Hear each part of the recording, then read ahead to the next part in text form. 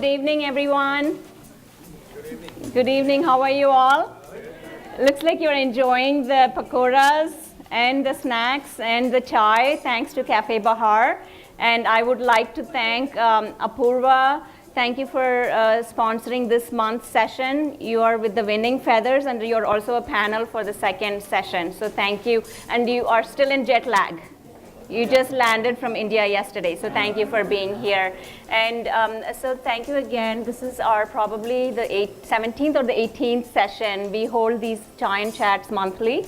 And it is to improve humanitarian efforts. It is to build bridges between communities, cross-cultural dialogues, etc., on different topics. Sometimes the topics are on, especially the hot topics that's discussed, or whatever is happening, the hot button topics. We've discussed from anywhere from politics to volunteering to crime prevention and anything that affects our community. And today we are in a treat, and we do have one of the panelists almost on her way, so she's going to join us very shortly. And today it's a treat because when have you had teenagers getting involved in your conversations? Never, right? Like, yeah, I've never. So it's hard.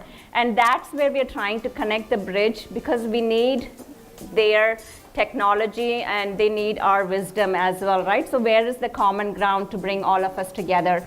And again, I'm going to introduce quickly, but if you can see the profile is behind on that through the slide deck, you'll see it over there. It has all their background on what they like, which school, and all that. But I'm going to quickly introduce the panelists by their names, and we're going to start with the questions after that. So we have, from my left, we have Hemal Subbarao. Thank you so much. She is the mother of a teenager, and also she wears several other hats from being an entrepreneur, and also she owns founded the Ivy League Elementary School Academy.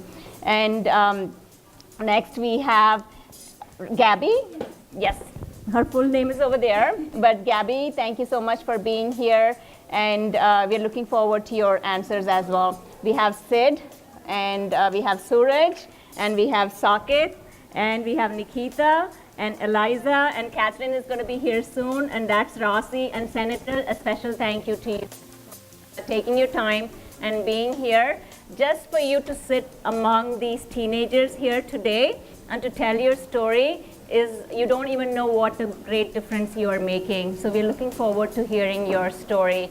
And I would like to acknowledge, I don't know if Angelica is here, but if she's here, she's gonna, okay, she's over there. So I'm going, as soon as Angelica gets here, she is also a recently elected state rep from the Johns Creek area. So she's one person that you would want to know. So definitely I would like to thank her for attending this evening today. And I think as adults or teenagers, by the way, I turned 19 last year. So I don't know where to put myself, but my kids don't agree with it. So Angelica, thank you so much for being here. I was just saying, acknowledging you for being here. And we have any issues or problems in this area, we come to you. Yes. There you go. Any state issues you have. Any state issues. If it's about zoning and potholes, please go to the city council. Got it. That makes a huge difference, and thank you, Angelica. And so any adults or teenagers, I think we owe it to ourselves, and they owe it to us to understand us, and we owe it to them to listen to them, right? Having kids myself, I think many a times it just goes beyond my ears what they're saying, and they understand that I've not been listening, and they ask me questions. What did I just say? And sometimes I have to gulp, like I just missed what you said. So that's why this is very important, at least starting the dialogues. And Senator, I would like to start with you, and these are just the starter questions. If you had an opportunity to travel anywhere in the world, where would you go? Wow. And give a reason for your answer. I'll say Singapore. I'm going to be biased because what happened, that's the first country that I ever traveled back home. It was a long time ago. It was 19, if I tell you, then I'm going to say how old I am. It was 1978 or 79. It's a long time ago. because they were so disciplined. And when I first time went over there, it was so clean and nice. I don't know. So that's what my short answer going to be. Two places I always tell people, at least in America here, to visit, to be on their bucket list is India and Singapore. Yes, I love the public transportation system. So you should never miss Singapore or India for their cultural arts as well. Yes, thank you. I agree with that for India too. Next, it's a beautiful place. I've been there too. So sure, thank you. And Rasi, if you can get the mic from our senator. Rasi, tell me what life means to you, and you can look at the audience and speak and with the mic here. I think life means like having a purpose, to be on Earth, because everyone has a purpose. And what is your purpose? You like to, what is your purpose? Because life has a purpose, right? Yeah. Do you have any purpose? What do you think is your purpose? To like enjoy life, like just like everyone else should. I'm happy she said that. Thank you, Rasi. I never expected that, but it's a good one. We're going to get to Catherine's question soon, but Eliza, if you had $1 million, if you can press that button, if you had $1 million, what would you do? This might sound kind of weird, but like I think I would. And you can look at the audience. I think I would give it to charity because I think it's really important to give what you don't need, because there are a lot of people who don't have what they need. So I think it's really important to share and distribute wealth to people who can't survive with what they have right now. Very nice, thank you. Good job. So Nikita, love marriage or arranged marriage? Well, I feel like my parents might not agree with this. Are they here today? No, they're not. You can say anything you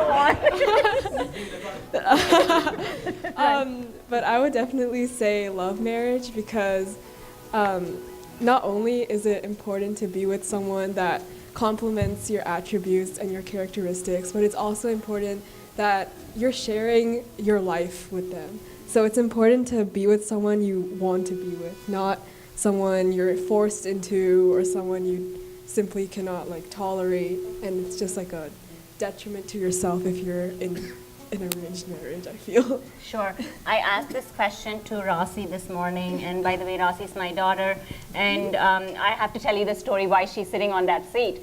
But I answered the same thing today morning. So I'm just so surprised. Each of your words just sounded similar. So must be this generation then, right? Okay, sounds good.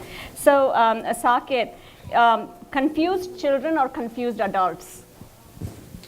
I would say confused adults because we don't want, like when we grow old and gray, we don't want like stupid people making mistakes for us rather than us making mistakes for the next generation. Wow, that was a bold statement. Thank you so much, Saket. And Suraj, if you had to choose a family member 24/7 to be with you for entire 1 week, 24/7, who would that be? I would have to say my brother, because he's been like such a big impact on my life, and being able to experience like being with him 24/7 would be like the best thing that actually could like that I could like do for the whole week. Because like I mean, out of like anybody that I know, I had the most fun with him. So I think I would say Is he him. an older brother or younger brother? He's an older brother, and he's like right now he's finally graduated college, so you know. He's living an experience in New York, and I guess New York would be pretty awesome too. So do you miss him? I do miss him like very much, but I mean he'll come back like here and there, so it's not like he's gone forever, you know. Sure. Yeah. Thank you. That was a good answer. So Sid, what is one thing that you wish your parents had said while you were growing up? And that doesn't mean you've grown up already. You're still growing up, but probably until now.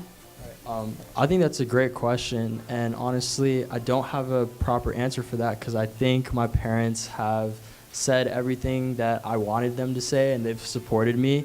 And I think, you know, in today's society, we have a lot of stereotypical notions and stereotypes about Asian parents, you know, black parents, white parents, regardless of race.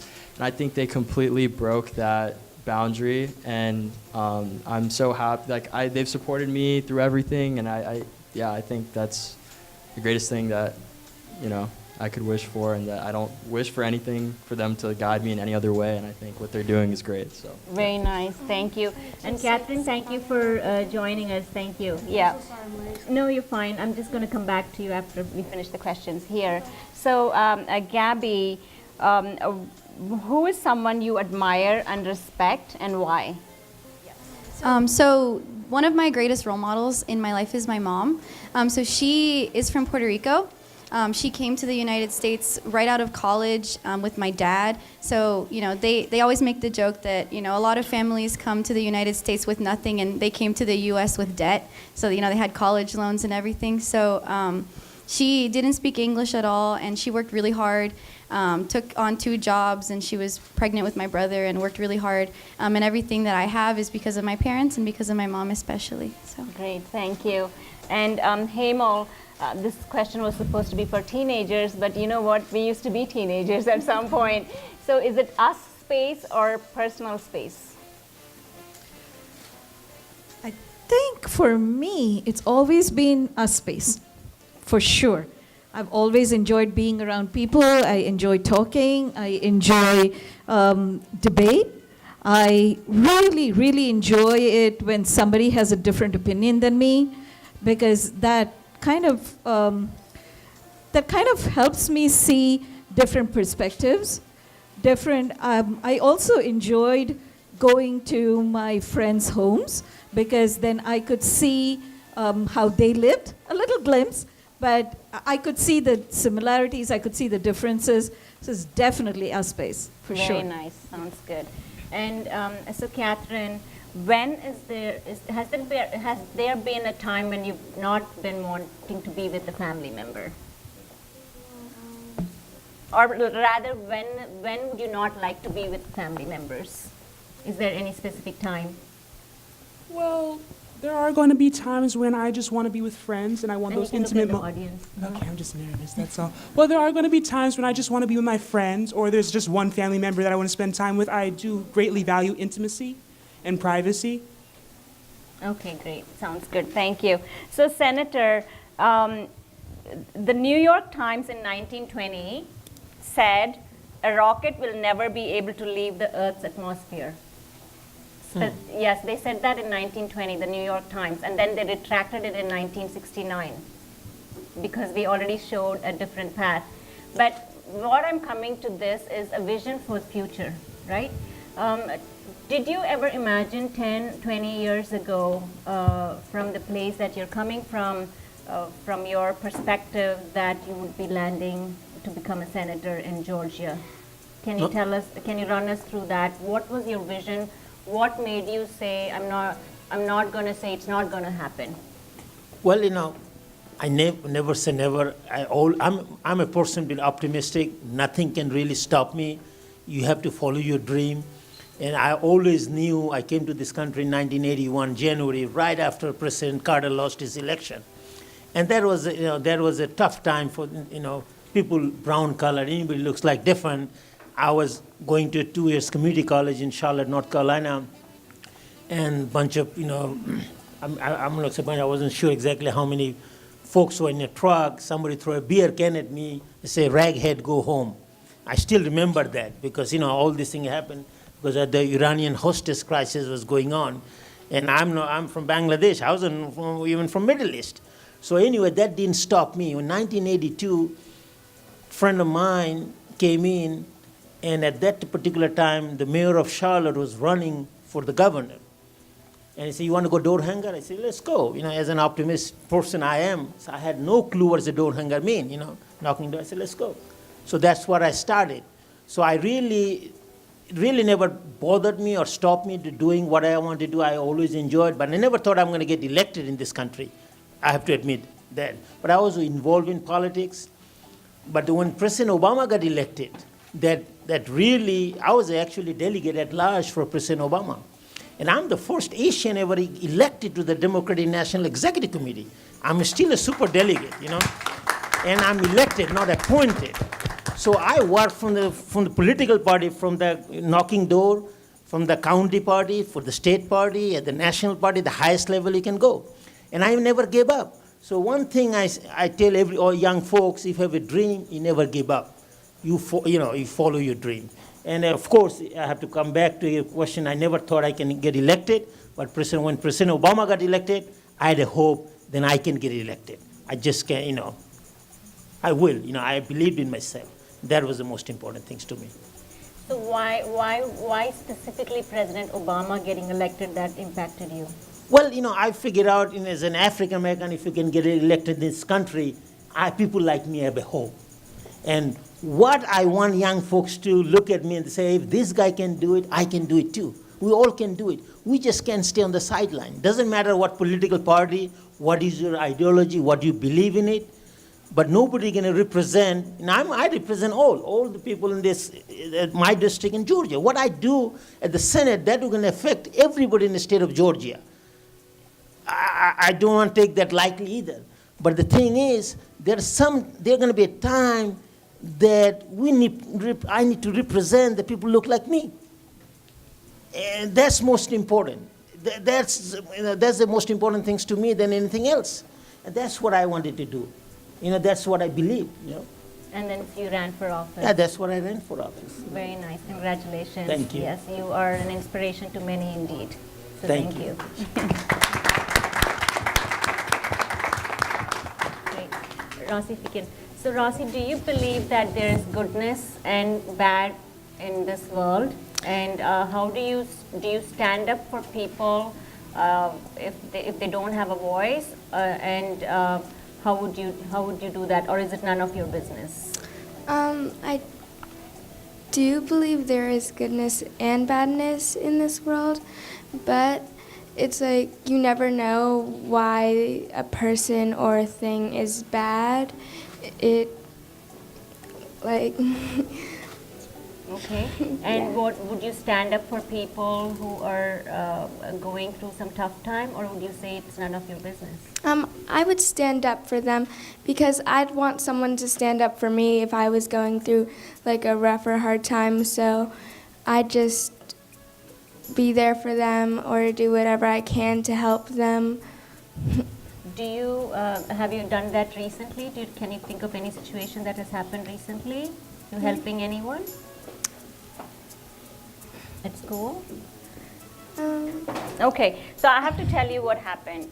I was looking for an elementary school kid to be on the panel, right? And I looked for 1 week. And then she gets a call from her friend for a sleepover. And I said, no, Rossi, you just had a sleepover last month. She said, Mom, I'll get on your panel. So I took the deal, right? I said, okay, now I don't have to look for elementary kids anymore. So thank you, Rossi. So Catherine, the question I have for you is, 150 years ago, women couldn't vote, right? Sounds absurd now, right? Why couldn't I vote, right? But that happened, and gradually things changed. We started accepting change.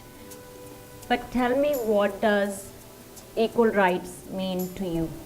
Well, equal rights means that everyone is considered an equal human being, that all their thoughts and feelings matter, and that no one is greater than anyone else because their religion, the color of their skin, or where they come from. None of that matters. Everybody is equal.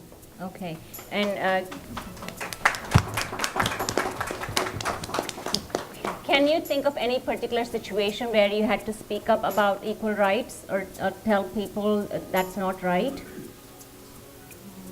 Or any instances recently or in the past year where you had to stand up for yourself or others?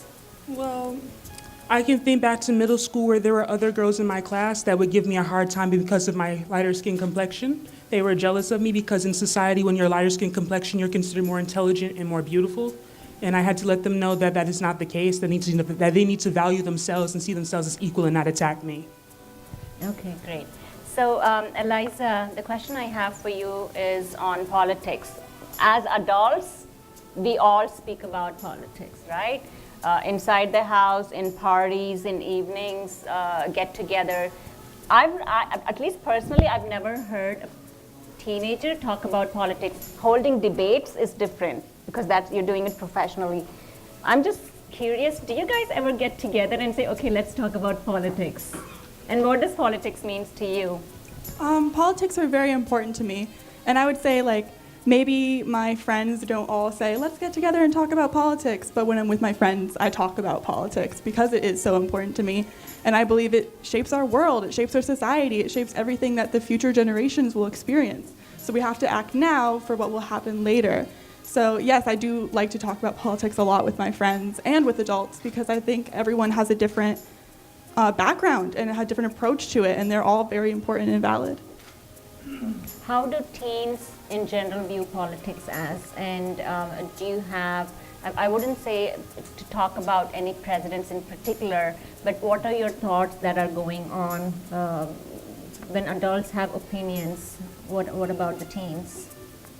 I think teens do have opinions on politics, but they're kind of discouraged to talk about them, to have opinions about them, because they can't vote.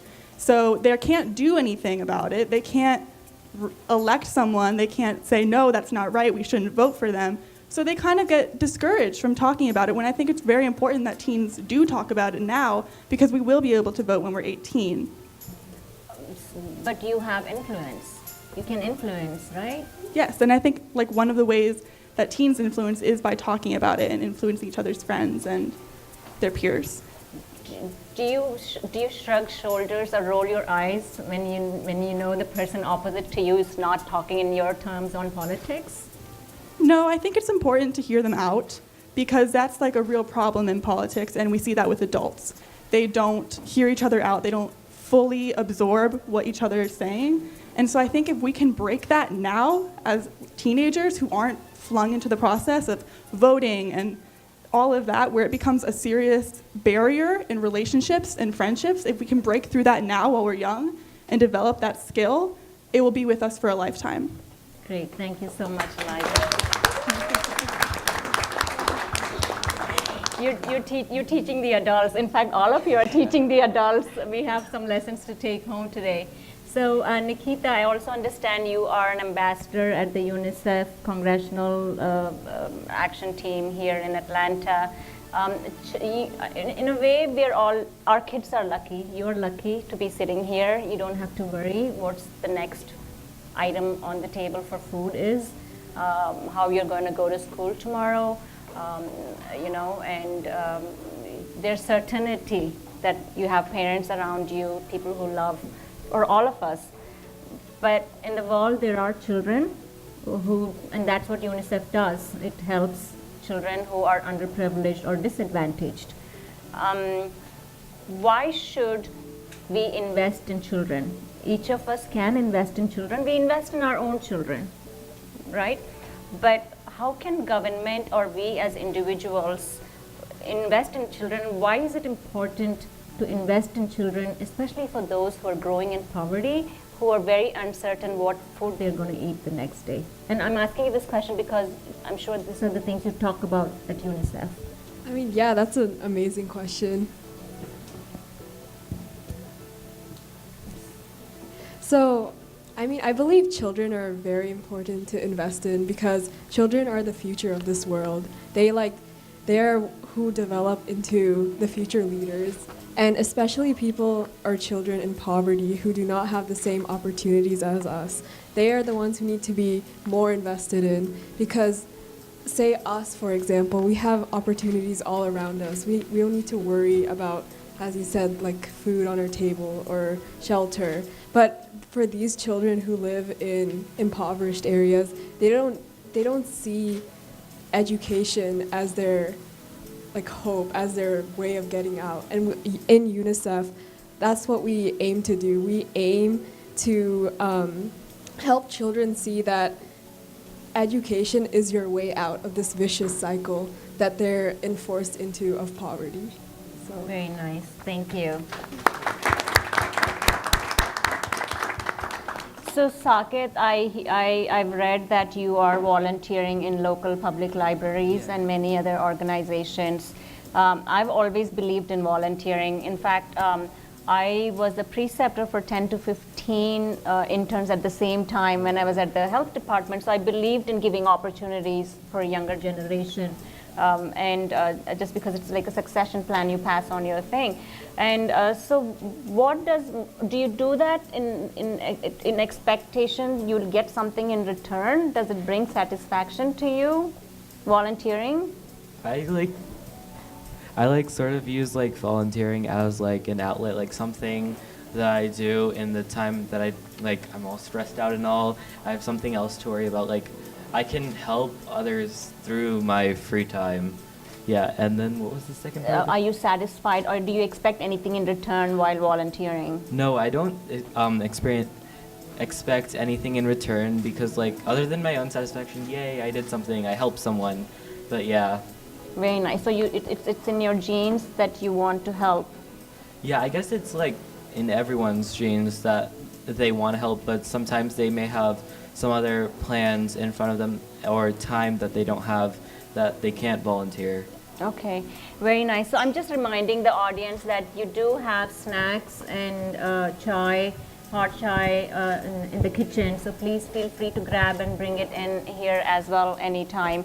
And just to follow up on the question is when you are going to be submitting your resumes for jobs, and I think Senator can vouch to this, what I've done, Senator, is always looked at the candidate's last page, because that's where the volunteering experience comes. I think education is everything is good, but I think the last page defines how much that person really cares and gives back to the community. So that has really helped me review resumes in the past. So thank you so much for that. So Suraj, the question I have for you is very important in this age and technology, and that's something that I've been trying to debate with my kids as well, social media, right? We grew up in a time where there was no social media, at least 50 to 70% of the people here. And so how is it different for you guys, the pros and cons of the social media? What if your parent told you like no more phone and they're going to be controlling your computer access and monitoring you? How does that make you feel? So like for the pros and cons, I would say that like social media in of itself is a great tool, especially for things like local politics and community service, because nowadays we can mobilize others and get others involved by contacting someone that we would not have been able to contact previously when we didn't have social media. Like things where I've seen on like Instagram posts and like Snapchat stories where people are asking their fellow peers to go out and vote in like the midterms, which is like something that only social media can offer, and that's really bridged the gap between people who didn't even have access to get involved in politics, but now they do. But I would say one like big con is like things like that's coming now is like cyberbullying. People don't understand the value and importance of social media, so they're using it in terrible ways that should be prevented. I think that's like one reason why social media has a bad stigma when it can be used in such a great way. But when it comes to like my parents like trying to take my phone if I'm like too much, like using it too much, I would say like it's totally justified just because like yeah, like I'll be on Instagram and Snapchat and maybe that might be a waste of time, but I definitely totally understand why parents would be like, hey, like social media, like if you're not using it correctly in a way that can help other people, then there's no reason to be using it at all. So that's how I would see it from their perspective. Okay, sure. So what have teens, or what could teens do further to prevent or stop cyberbullying? So I would think the biggest way to like people like get others to stop cyberbullying or not get involved with it is that when you're behind a screen, you can't see the other person's emotions when you are like saying something that you might not even think is harmful, but it truly is. And the way to like prevent this is that people need to understand that there's a reaction that comes from what you say. You might not be able to see it, and that might like make you feel okay with what you're doing, but if people are educated that there is a reaction to what someone says, that's extremely important, and it could prevent people, because I know that there's goodness in everybody's hearts, and if they truly understood that what they could say have damaging potential to do something completely bad when they're saying something like horrible, not even intending to, I think that could be a big way to prevent cyberbullying from happening. let me narrate to you a real situation that I'm going through, and let me see how your answer is and what my thinking has been. So I've on social media recently, I noticed that this guy is asking this lady to do something out in the open, in the sense he's asking her to say something and write on her post, for which she has said, I don't need to do this just because you're saying, it's in my heart. You know, it's completely not about relationship, it's about something else. So, and then what he does, because she didn't give him the benefit of doing what he asked her to do, he puts it out in public and says, look, hey, we've been supporting her, but she wouldn't come out and say this. So I was going to reach out to that lady, because I'm a woman. I feel for the other person, especially a female who's being bullied. I want to say, you should tell him to stop, or you should go file harassment charges, or you should file that you're being threatened. What would you think that was none of your business? Even though I don't know both of them, but I feel I have some information that can help her. Whether she takes it or not, it's up to her. Would you have just noticed and left? What is the reaction for teenagers, or is this something every day it happens? So a lot of times in like social groups in high school, they do go through things like cyberbullying, and it seems normal to them.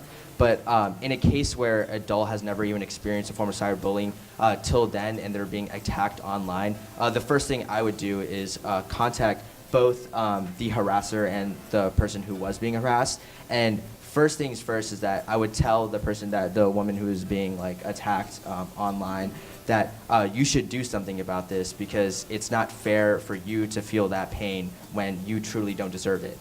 And for the harasser, it's important that you never know their intentions, right? It could be that their intention might not even be like in a bad way to like truly harm her.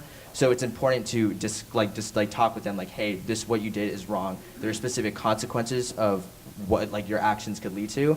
And so in that case, I think the situation could be even better if I just had left it alone and just not cared, because in that case the situation would be like terrible, right? Because the woman would be continually be harassed online. Okay, thank you. So you're saying just watchful and then take action. Yeah. Be alert and then take action. So Sid, tomorrow's world is for those kids whose attitude towards money and technology is in the forefront. Do you agree with that? And what is your attitude towards technology and money? Sure. So I think this kind of goes off the previous question that you asked, Suraj, off social media and whatnot. And I think my generation, and like our generation as a whole, the kids are very enticed by social media posts of how celebrities and wealthy people are living and the luxuries they're going through. And obviously on social media, the trend is people put their best version of themselves online, and that's very enticing to people like us and makes us think that money is everything, that it's supposed, money is the goal, money is the only goal, and for us, if we get money, we can live like them. And I'm aware of that, and obviously money has so many benefits. So I think it's a big factor in as a motivation in life for a lot of people. And technology is just right there with it, and technology is growing every day, and they are complementary, they go hand in hand. So we see if someone can innovate something or optimize a process or a product, money usually follows, and they're really correlated. So I think that we've done, I don't know if it was innately or not, but our generation has been able to fasten, and we're really equipped to technology, and we're really blessed to be able to find it very convenient. And I think that if we hone it and process those technological skills in the right way, then I think money should follow. But everyone should be mindful and just mindful about the pros and cons of both technology and money as a whole, and how either of those should not dictate our total drives in life. So I think, yeah. So follow your passion or follow the money? Wow. Okay. Wow. Okay. The right thing to say in front of everybody in the cameras is follow your passion. But No, I mean, honestly, the greatest, I truly believe that if you follow your passion, that you'll receive happiness, and happiness trumps money tenfold by however many and or however much. And I think that that's far more important. Happiness is far more important than any monetary value. So I think that following your passion should be emphasized over following money. Very nice. And so just using an iPhone from morning to night, is that technological savvy, or there's much beyond in technology? I think that just using it, personally for me, I think just it depends on what we use for what we use our iPhones for. I think that when I was growing up, my mom told me two things. Don't ever talk to, like when I was younger, don't talk to any strangers, and especially don't go into their cars. And we collectively as a generation, we've completely disregarded both of those rules, and we're not only talking to people online through our iPhones and social media, but we're going into their cars via Uber. We're staying at random people's houses via Airbnb. And I think, I think that, I think when you have different applications and different venues on your iPhone to use and just grow, and I think just adapt to the changing world, I think that's being tech savvy, and using what you have on your iPhone properly or actively is tech savvy. I think just texting and calling is not tech savvy, but actually using the given. Let me follow up on that because you brought it up. The online scammers, how are adults are not protected. Adults fall prey to it every day, and we call ourselves smart and wise. Are teenagers protected? Are you protected? I think definitely if we were to compare someone, compare a teen to, compare a teen who's active on social media to an adult who isn't as active, I think the teen is definitely more trained in today's society to see what seems sketchy and what is, what is true. And I think definitely we have that advantage over the older generations. But no, I think that even if something is masked to the best of its ability, there's that one flaw behind social media, which is we don't know exactly what's on the other end of that screen. So obviously it goes both ways, I think. Okay, great, thank you. And so Gabby, I want you to watch my head and tell me what I mean, okay? Oh, that's yes, right? Yeah. No, I don't know. That's yes, and this is no. Okay, so what is coming to is that the Indian head shake, yes. Right? So you heard yes. About it. Okay, good. So you knew about it. What is coming to is the cultural issues and the cultural norms that we gather from our parents and neighbors and just our family generation. How important is it not just for parents to understand our cultural norms, but the professionals to understand your cultural norms? Because many a times I've shaken my head in a professional environment where the CEOs are sitting and they go like, what is she saying? Yes. It's just something I couldn't stop. Why is it important for professionals to understand that you come from cultural norms? In our society, we've been told not to see eye to eye. Mm-hmm. Physical touch is not appreciated much. Mm-hmm. How important is it for the professionals to know that? Okay. So I think a lot of what you were talking about is forms of communication, and communication is the most important element of just interacting with other people and of leadership. So when there's a discrepancy in the way we're communicating, and there's like not an understanding in how we're trying to interact, that's definitely difficult, and it impedes, working together as a team in many ways. So in my culture, in Hispanic culture, we hug and kiss all the time. So it's very much a physical, we're very loud, show up late everywhere, all the time. I texted her, I was like, I'm like 10 minutes away, I'm like gonna be here really soon. But yes, so I definitely understand and can relate in some ways how it can be difficult to adapt into the corporate environment. But I think that, trying to express those differences ahead of time and also being proactive. So, if you're going to be late somewhere, sending a text message always helps. And if there is a problem, especially if you're in a leadership position, try to understand where your employees are coming from and where the people that you work with are coming from, and be graceful. Have grace for them and be willing to understand their perspectives too. Very nicely said. Thank you so much. And so, Hemal, the busyness of our lives, especially the parents, right? No one taught me parenting skills, and I don't think anyone taught you parenting skills. No one has gone to Mount Everest and said, hey, how did I get here, right? They must have trained and planned and prepared, and they got there. So, do we intentionally and deliberately learn parenting skills?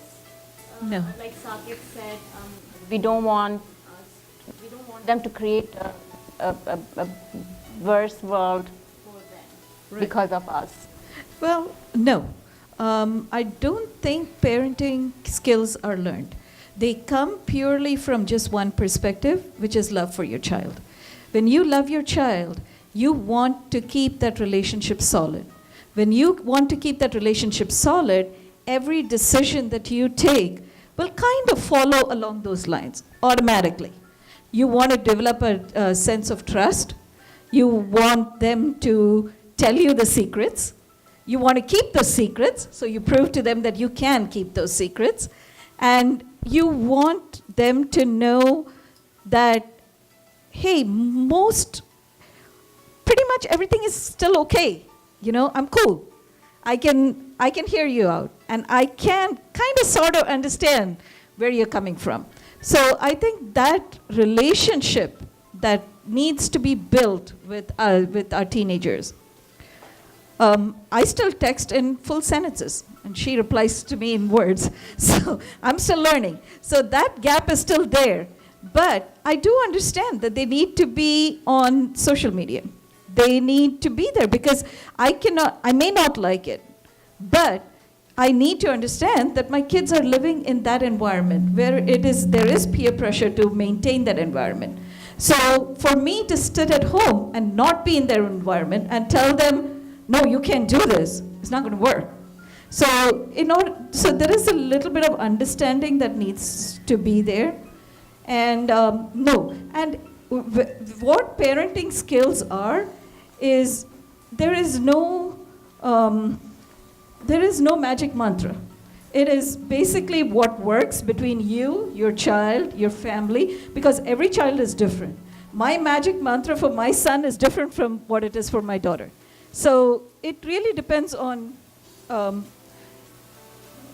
family to family, personal experiences, what she is experiencing, what my son is experiencing, versus where I come from, what my experiences are. So it's very individual, but it's driven by literally just one thing, is to keep it going with your child.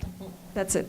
So there are two ways we've sort of not learned, but come with parenting skills. One is we've learned our parents raise us, and we've seen some things that they did, and we follow that.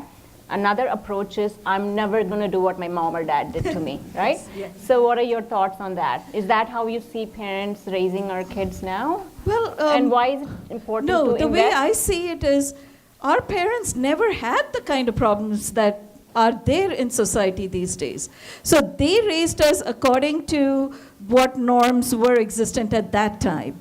So what we are facing, the way I see it is, we are facing a whole new environment. For us, we never even knew that there were bad words in existence. We never knew that there was social media, that we never knew that there were drugs. These things were absolutely non-existent. So our parents, to even compare our parents' parenting and even take cues from them, I think is really off the chart, because we are faced with a very different environment, and we have to see what it is with us. And what it is with us is definitely not the same with our next door neighbor. So to get caught up in this rat race and to compare ourselves or our children to our neighbor's children is, I think,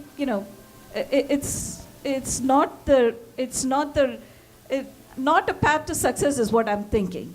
And yeah, I think. Okay, so let me give you an example that happened this morning and tell me if I was right or wrong. So I was making dosa for my daughter this morning and she had it with sambar, right? And then I asked her, do you want me to heat the chicken curry along with the dosa? And dosa is like a crispy batter morning dish for South Indians. And she said, Mom, for the last time I told you I don't like curry. And then I go in my mind, but sambar is curry.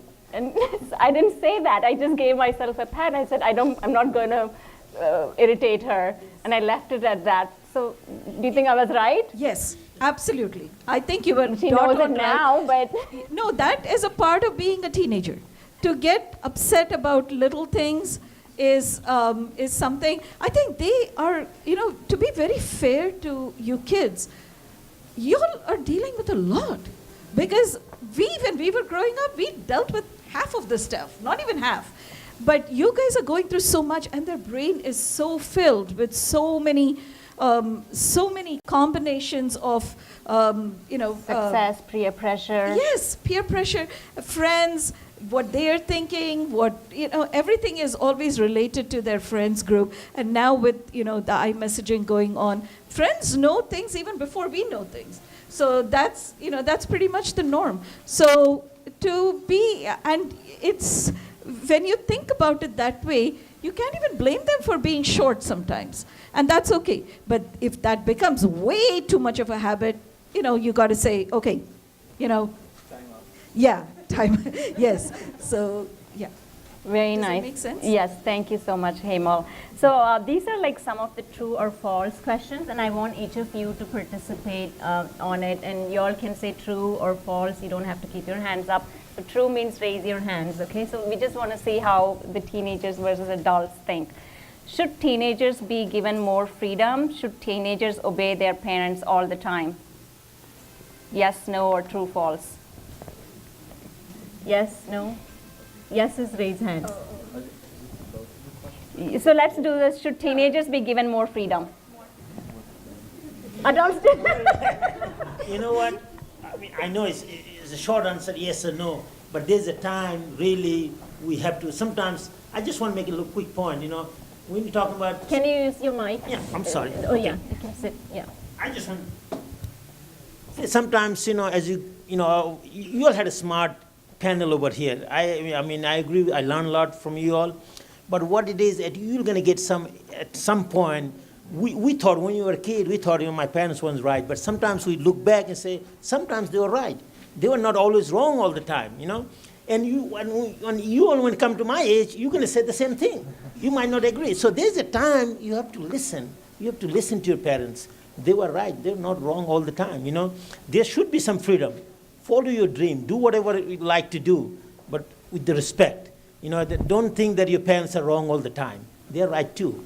Maybe not all the time, but most of the time. Okay? Thank you. Okay, so let me follow up with this question. Should teenagers obey their parents all the time? And he just gave you a lecture on it. You say yes or no? Okay. The lecture didn't work. So now we know. No, it's good. We have to say what we think is right. Okay. So this is a good one. When I'm talking to my parents, sometimes I have to censor what I'm saying. That means block what I'm saying. Just not tell them a lot about it, because then they get too inquisitive. Give them an inch and they will walk all over you. Oh, Rasi's fine? Yes or no? It's true. So you would censor really some of the things, so you'll just keep that distance? Oh, wow. Yeah, Sid? Yeah, I mean, there's definitely like a time to censor, but I don't think you should censor everything, because there's definitely some things that they can help you out with if you tell them everything, so yeah. Okay, so don't expect, so just say yes or no, or true or false. Don't expect us to see the world the way you do, just like we don't expect you to see the world like us. Let us experiment. Guys, learn something from these kids tonight. Perhaps one of the reasons adults shy away from more connection to teens is the public view of adolescents as disrespectful, spoiled, poorly behaved, disaffected, and sometimes violent. Is that true? It's false? Okay. So this is basically for the adults. Perhaps one of the reasons adults shy away from more connections to teens in the public is because they feel adolescents or teenagers are disrespectful and poorly behaved. No? Okay, sounds good. You've just got to let me be me.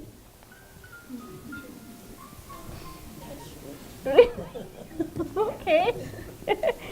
You don't understand me. It's not like when you were a kid. This is true. This is true for us too. When we were teenagers, this was true for us. Definitely. Do you, one of you want to give example for that?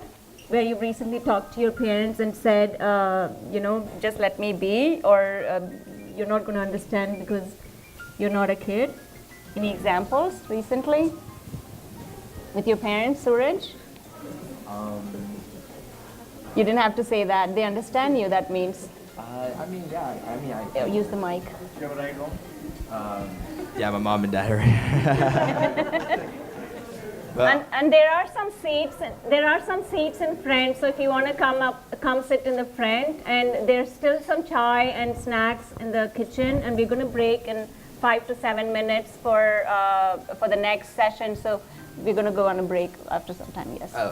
So can I answer like why I said so? Like I think the one time that like truly happened was I was deciding my elective for freshman year, and my parents were like wanted me to do something more like things like band, like science Olympiad, academic bowl. But I was based on like what my brother did. I was really interested in like things like politics and things like that. So I wanted to do debate.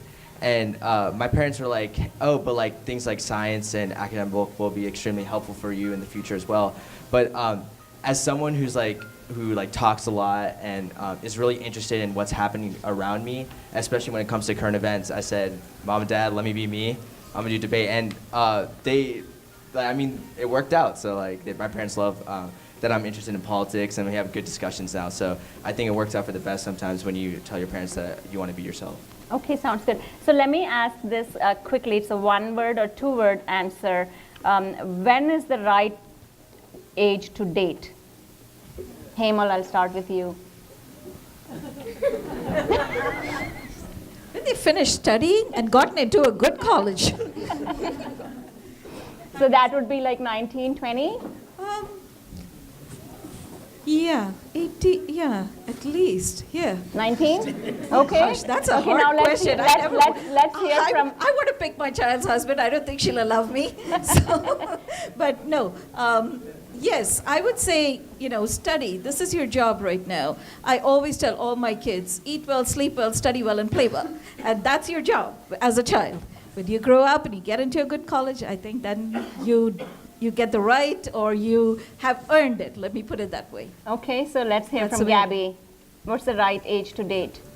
So I don't think there's a correct answer to this question, but I think that it's okay for students to date while they're in high school, because that's where they learn a lot of things about themselves. So just like you're learning, subjects in your classes, you're learning the type of people you want to be around with.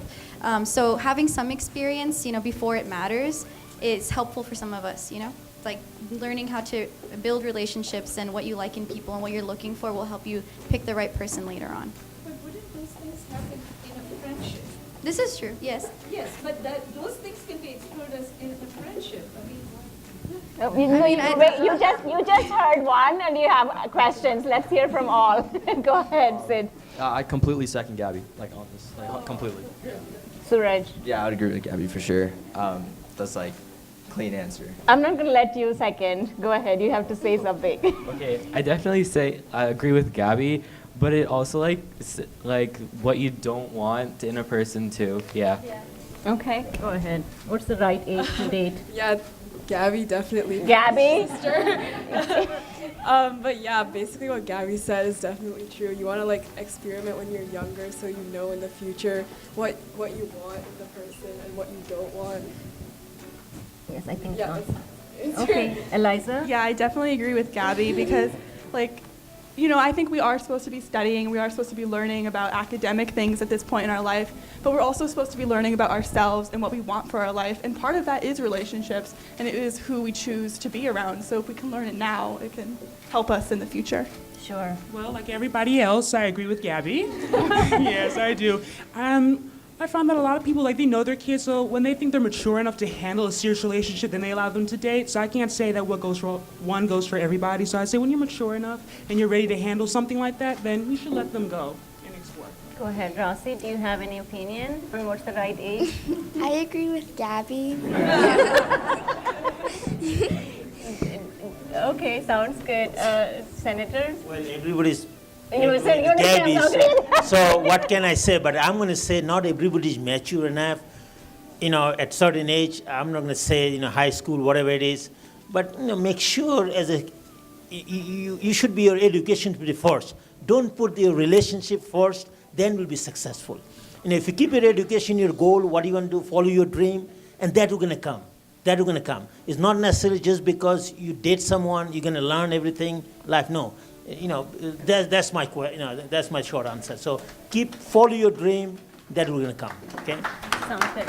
And we're going to talk about it more in the second session between relationships and what teaching does school teaches about relationships. So we're going to definitely talk about that further in our second session.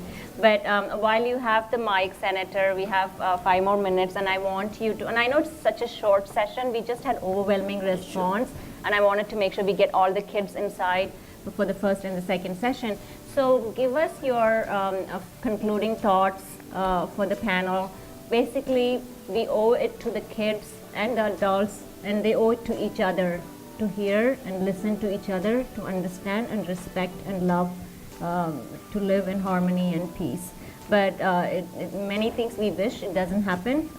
Every parent I know has had threats that I'm gonna have a teenager next year.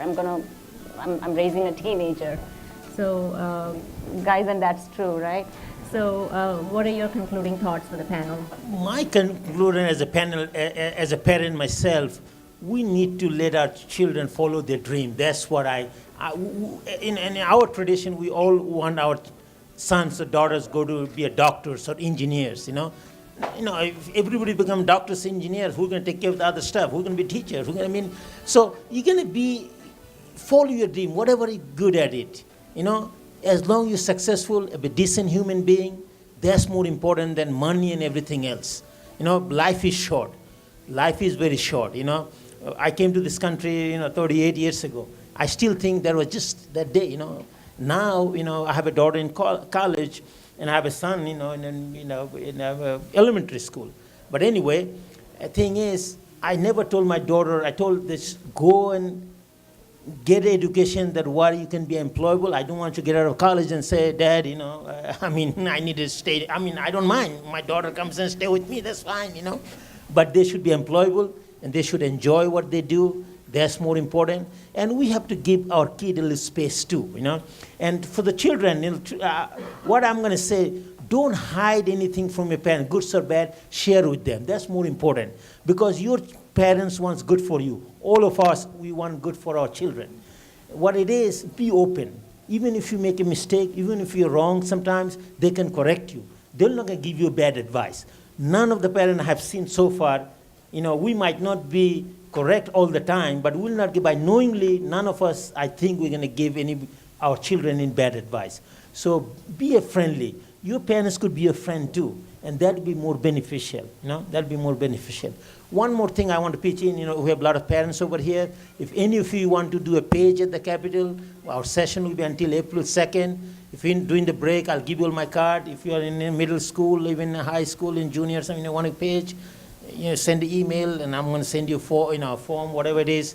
Come, and that is going to help you in the long run. When you go to university or apply for the college stuff, if you page someone for Senate, whoever, you don't have to for me. If you're interested, get in touch with me, and I'll be glad to help you out. Thank you so much, Senator, for that. Thank you. Thank you. So you have a 11-year-old sitting next to you, and I was surprised that her purpose in life is to enjoy life, which I'm glad I'm learning as a mom something, and I'm going out today. So thank you so much, Senator. So Rossi, do you have any thoughts to tell all of us? You're good. So she was like, can I text while I'm on the panel? I'm like, no, you can't text. Do you want to, so tell us something about how important it is to spread love and unity based on your wisdom. Why is it important to spread love than hatred? Because not, like, some people might not feel loved, but when you, like, spread love, that makes them feel happier because they know, like, someone's there for them and care about them and will be there for them if they need, like, help. So love is always better than hate? Mm-hmm. Okay, very good. Thank you so much, Rossi, for being here this evening. And so, Catherine, what are your concluding thoughts for the panel? I will conclude that even though we're all different ages here, it's amazing to see how we often share the same ideas and values, the same thoughts. I think that people too often underestimate people because of their age. We think that they can't do something, that they'll never know how to do something, that they'll never master something. And this really proved that that's not true, that we're all still human beings with thoughts and feelings, and we all share something, common sense. Thank you so much. Yes, go ahead, Eliza. I agree with her. I think this opportunity was amazing. I think it really showed us how similar we are, not how different we are. And I think that's really important to show between the two generations. Great, and best of luck with your political aspirations or political administrative, your wishes. Yeah, go ahead, Nikita. Well, I just want to say that I've learned so much from this panel and just seeing everyone's different perspectives on such simple, like oh, love marriage or arranged marriage. Like, who would have thought that like someone like me might have been like something had a different perspective than like an adult, you know? So just little things like that like really broadened my perspective on the world. So I wanted to thank you personally for that. Thank you, Nikita. We appreciate your input as well. Saket, you're let's here.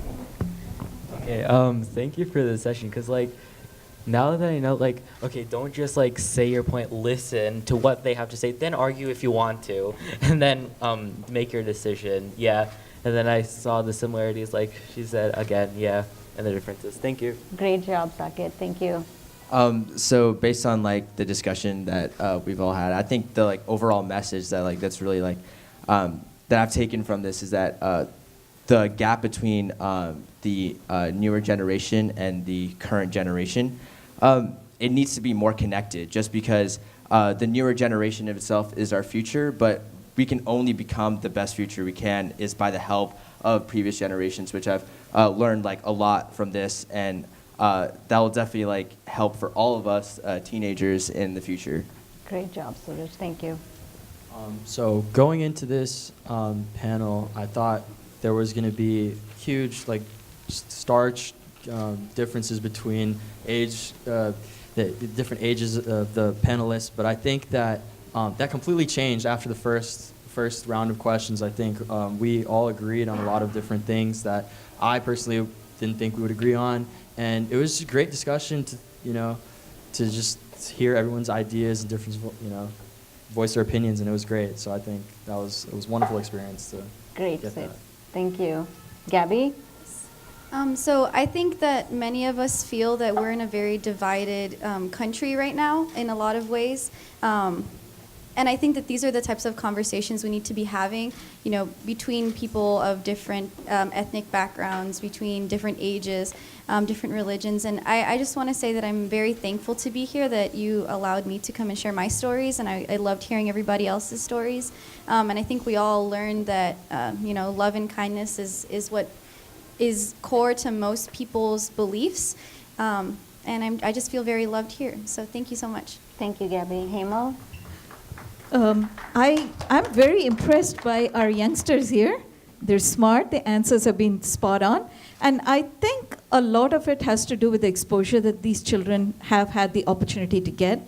I encourage every child to go out, explore the world, see different cultures, see different different people across the world, learn about learn the spectrum of income, learn the spectrum of inequality, and just don't restrict yourself. Just wherever it takes you, go there, learn, and hopefully you'll turn your passion into something that makes you a lot of money.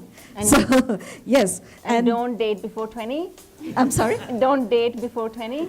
Well, I'm just teasing you. See, no, it's not that. Don't date before 20. Yeah, don't date before 20. Don't date before 20. Have best friends. Go on a cruise together. Have fun. But don't date before 20. It's okay. But that's okay. But if it happens, hey, we're here to bridge the gap, so it's okay. Great. Thank you so much, Hemal. Thank you. So I'd like to thank each one of you for taking the time and being here this evening. And we're going to go on a break for 10 minutes, and please grab tea. So we continue with our second session with new set of panelists and more deeper questions that we've not covered on finances and responsibilities and other stuff. And what I want to, two things that happened for this session compared to the other session. One, we didn't get to go to the big banquet hall because it was already booked, but the space seems to be very convenient for many, so we still made this happen. And we had to work out the space, but we made it happen. And the second thing we've done new is we are supporting small businesses this evening. Usually when I have to pick gifts for the panelists, I go to a department store and get something and pack it and give it. But this time what I've done is approach the small businesses that I didn't even know they had the small business, but they are small business owners. And I said, if I can go give the money every month to the department store, I want to be able to support you today. So I gave it to them, and they are offering the gifts. So we have different gifts from different business owners. And it feels good because the same amount you're spending on our families who are living nearby. And that's how we support and encourage small business owners. And we'll talk about that as well in the second session about entrepreneurs. And so we have different gifts for girls. And if Vidhu's daughter literally picked up the gifts, so Vidhu, and after that we're going to get a group picture, of course, but Vidhu's daughter, I don't know your name.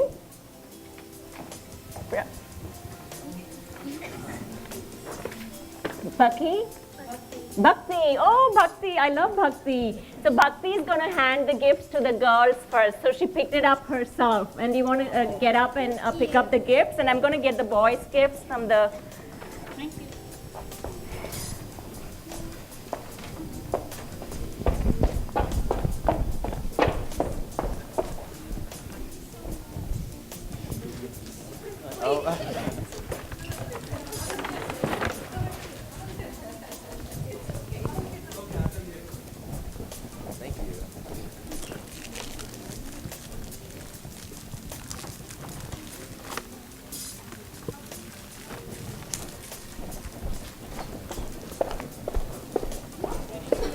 So we have one for you.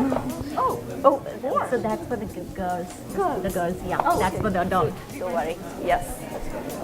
So thank you, guys. Thank you so much. Yeah. So more's coming. Hold on. I'm making sure I'm getting it right because it's like we got it from 3 different business owners this time. So here, and where's the other guy? That's all, guys. Okay, so you all got, and Senator. Thank you so much for being here. We'll just get a group picture, and we can break up for the break. And please grab tea, and of course you'll get to speak with the panelists as well.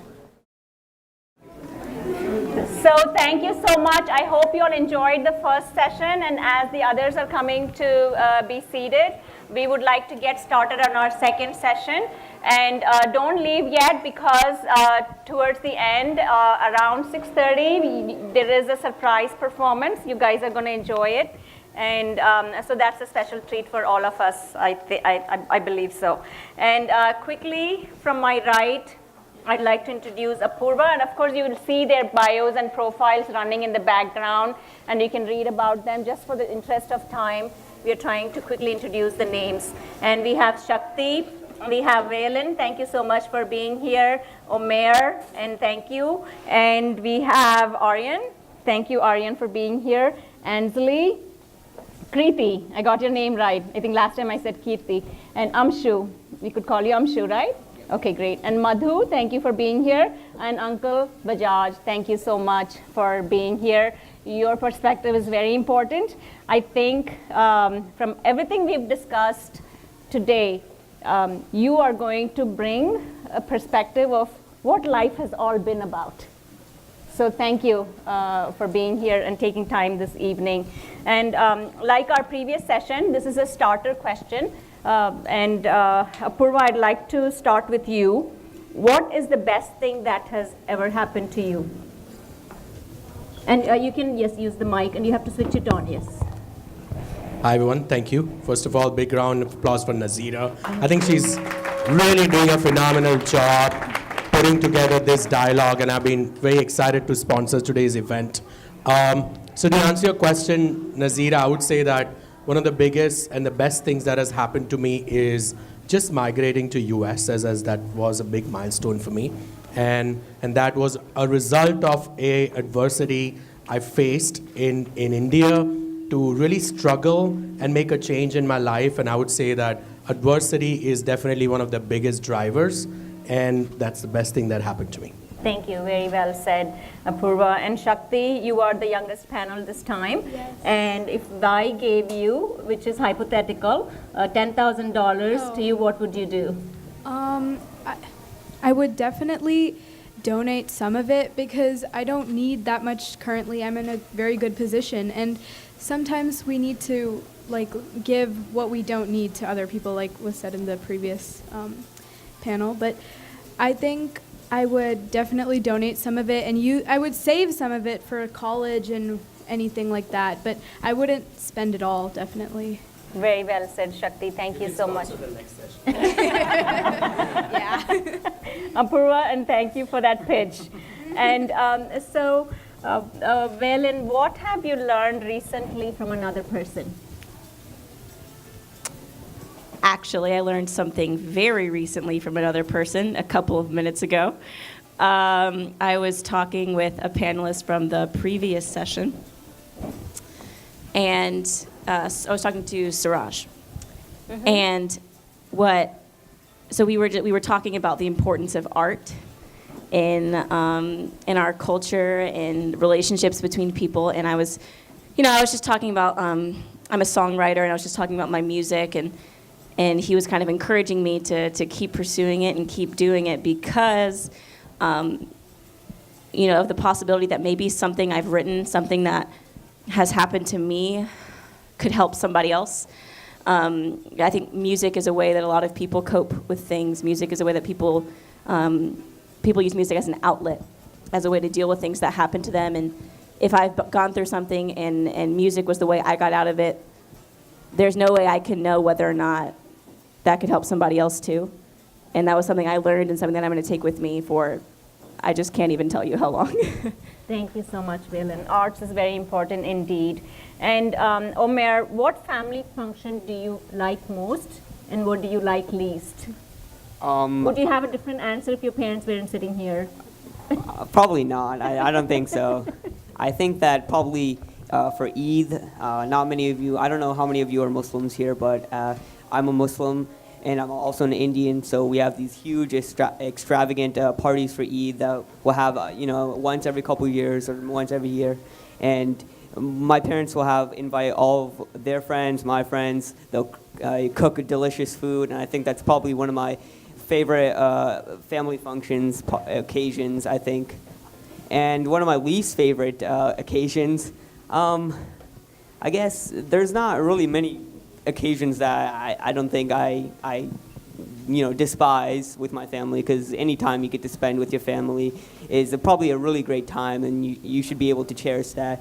But probably the least favorite is the birthdays of my sisters. I have 3 sisters, so I had to go through 3 birthdays, every single year, and unfortunately, they're not my birthdays, so I have to give presents. I don't get any presents. I think those are probably my least favorite family functions. Okay, great. Thank you.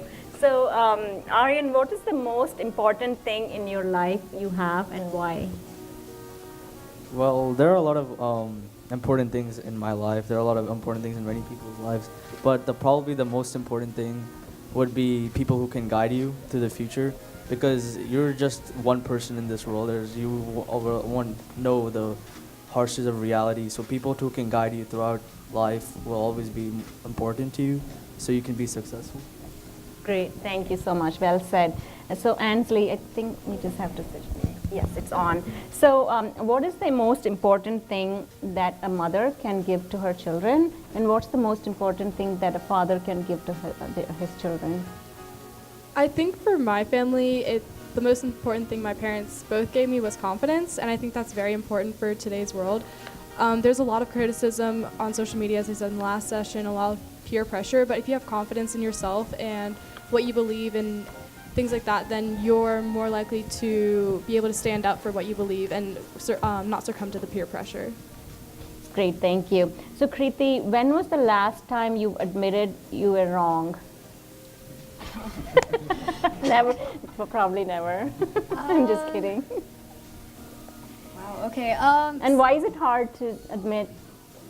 Sure. So I think the last time I admitted I was wrong was probably, my parents are sitting right here, but probably to my parents. I can't remember one off the top of my head, but I mean, I'm sure I've done something wrong. And I've said something about it. So I think the reason why it's so hard to say why, like to admit why you're wrong, is because, I mean, it's human nature to be a little bit proud. So to admit that you're wrong and have to just basically change everything that you've done it's difficult. And it's okay. Yeah. Right? Okay, great. Thank you, Kriti. So Amshu, what is wrong with United States and why? And you don't have to agree anything is wrong. You have the choice. I think we're a little too concerned with politics and what divides us, as opposed to what we can do to come together. And sometimes we end up too entrenched in our own beliefs without trying to see the other side of things and see how other people think and why they think that way. I think that, of course, the media is contributing to that, but we're also contributing to that by not searching for anything else other than what we want to hear a lot of times. So we need to work on that, and I think if we do, then we can have more discussions, more productive discussions about what needs to be done. So when there are, well said. So as you said, when there are those unproductive discussions, do you linger around or you just walk out? Well, sometimes I do linger around because, as Kriti said, it's kind of hard to admit you're wrong, and when people are talking about things that you disagree with, you tend to try to defend your position. And but I do try my best to see why other people think that way and come to terms with that.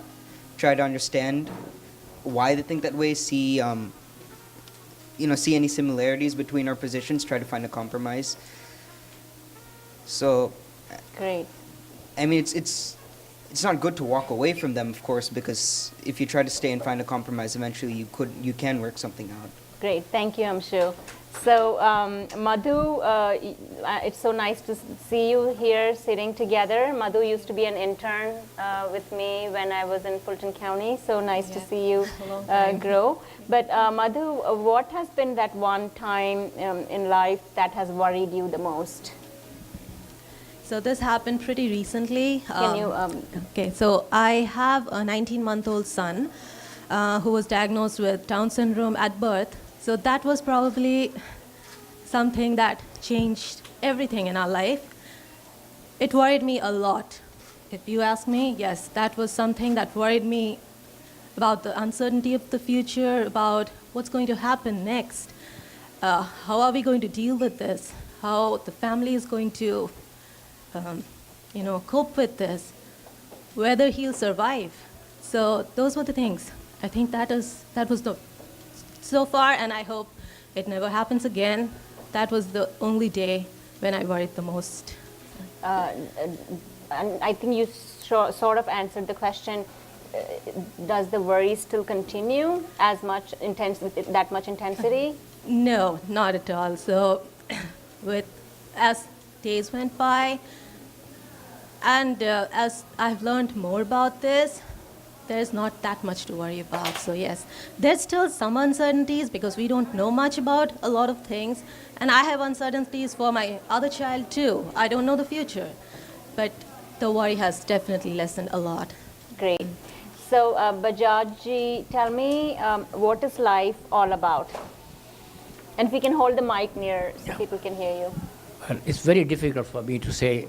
I'm a little bit on the shy side. I generally don't talk in public like this. The life is a very funny thing. How you take it is up to you.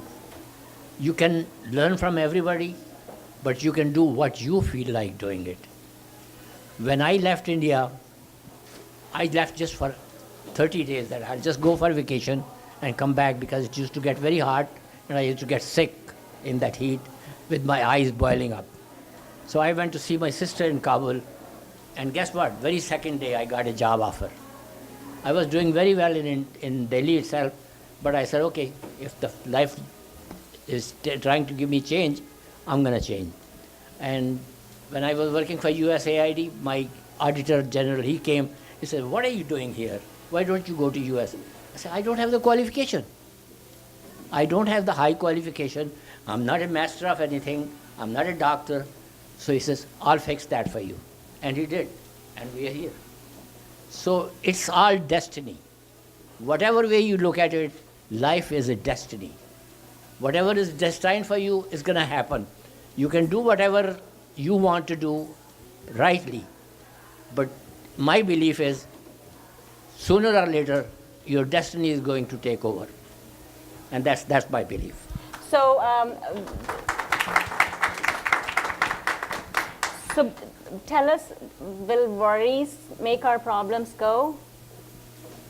No worries will ever make anything go.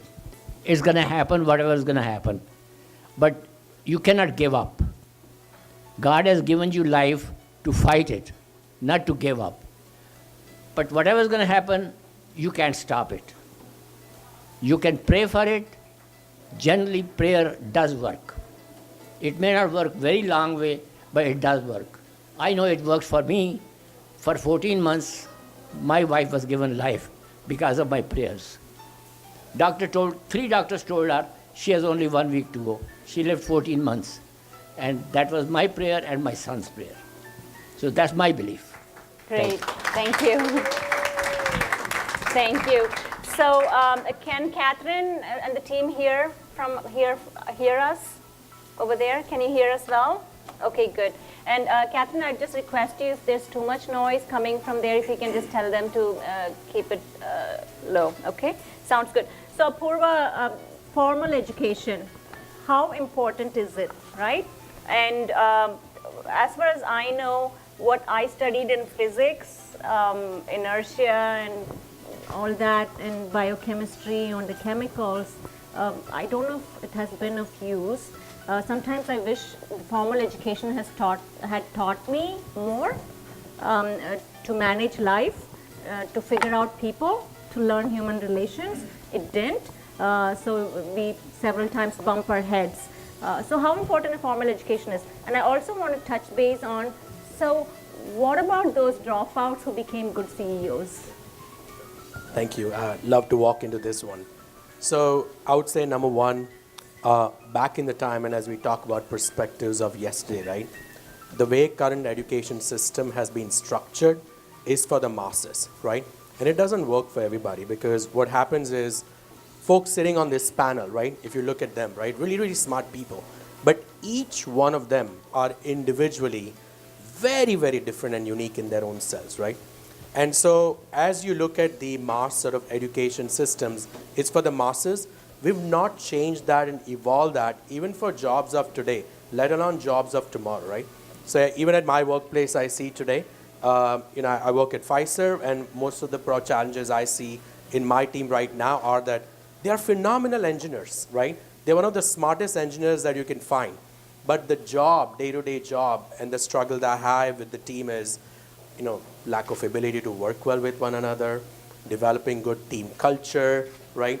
We were all taught as adults back in the time to work individually and strive and be good in math, be good in science, be good in our own skills, but not really work in teams collaboratively, right? Along with that, I would say that even for times of today, really the skill set that is acquired has changed tremendously. So in the tech world, and some of us over here from software world are here, right? Your GitHub score, where you store your code, is way more sometimes important than your little degree that you're waving off, right? And that is the reason why today you see Sundar Pichai and folks of that caliber and the Bill Gates of the world really out there, because they've been able to really go out and go get education quickly and applied it for solving real-time problems, right? And to layer one more thing on top, right? It boils down to your core skills. And core skills that we talk about today somehow still lack soft skills, right? What about communication? What about nonverbal communication? What about nonviolent communication, right? What about collaboration? What about leadership skills? These are not the skills being taught in schools today. So we really need a lot of work to be done, as not only as educators, but even as parents, to go that extra mile and bring those skills into our kids. Great. Thank you so much, Apurva. And Shakti, we just talked about, so suppose you are the boss and two candidates are coming to interview. One is nicely dressed up with suit and tie, and one is just wearing their jeans and shirt. So why do we go based on looks, on the decisions we make? And I would love to know whom you choose as a candidate, of course, after interviewing. But tell me about stigma at a younger age. Have you seen people getting discriminated based on looks or based on their communication style, or based on anything? And is it right? What I'm trying to get to is, how do you fight stigma from younger age? So, and not judge others. Yeah. Actually, I have seen a lot of stigma because people always have a way of seeing others. You could see someone who was dressed up super like shaggy and like just really tattered clothing, and he could just be going to get some milk, but you would probably be like, oh, that person looks so scary, he's like this and that. But you don't know. You never know. He could be the CEO of like some really big company. And that's why everyone has told me you have to be well presented, because people, no matter how much you say don't judge a book by its cover, they don't listen. I found even myself, sometimes I'm like, oh, look, that guy has a beard, he's so scary. But but like, you can't judge people unless you know them, which is a mistake we make a lot. And people, they even like that's why I feel you have to be well presented, but I feel you have to judge people based on how they are. That doesn't mean go around talking to strangers who are not well dressed and be like, I want to get to know you, because you never know. But it's just, you should not. And I found a way to avoid the stigmatism, because you have to understand that you are your own individual, and your friends are not going to judge you. Whoever does judge you, and they're not your so-called friends, you have to be with that one person who understands your style and your uniqueness, because that's you. You can't be anyone else because you're you. So that's basically you're saying if you were in a group and there was a judgmental conversations going on, would you stop them and question out the logic reason, or would you say it's not my business? I would stop them, definitely, because I feel we should always spread happiness and acceptance of others, because we're all so different in this world, and there are so many different trends, styles, and you can't ever pinpoint one as the right one, because there is no right one. We're all individual. and we have our own style. Some people may think it's right, some people may think it's wrong. You should not judge people who are wearing what they wear, who are doing what they do, because that's them, this is you. If it doesn't affect you, you don't need to go and judge people about it. Great, thank you so much, Shakti. Great job. And so, Valen, usually when I ask my kids, one is between and the other is a teenager, and so, how was your school? Good. So, how was this? Good. How was that? Good. So usually I've seen teenagers respond with one-word answers, and I'm sure there's other ways for me to bring out more in them, but you are here, the adults are here. Tell us what is the most effective way of opening to teenagers to get to talk more, of course through mutual respect, but what are the ways that an open dialogue can exist between adults and teens? Because it's either only the teens or it's only the adults. It's very hard to see both of them mix. That's a really great question. So I'm guilty of the same thing. Sometimes when I come home and my mom asks how was school, I say fine, or I say good, or whatever. And I've actually recently been thinking about that and how she probably wants to know a little bit more than good or a little bit more than fine. And two ways I immediately think of, because like I said, I've been thinking about it on how to bridge that gap and how to open up the communication, is ask specific questions. Not how was your day, but what was the best thing that happened to you today? What's something you learned today? What was the worst thing that happened to you today? Like what made you smile instead of how was it? So that there's less of an opportunity for them to be like good, fine, bad. You want to ask something enriching and something that makes them think. And also, I think there's a leadership expert. His name is Dr. Tim Elmore. He wrote the Habitudes book series. And one of the Habitudes was about how people always look for things that involve them. I think human beings are naturally a little bit self-centered, just a little bit. You just want to know what's in it for you sometimes. And I think people are more inclined to share things about themselves when you have shared it about yourself, because they can relate to that. They can see they have a way to relate it to what they've experienced and what they've been through when you've shared and when you've been vulnerable with them. So maybe when they walk in the door, instead of how was your day, tell them a little bit about your day. Tell them a specific story or event that made you feel some way. Maybe that'll remind them of something else.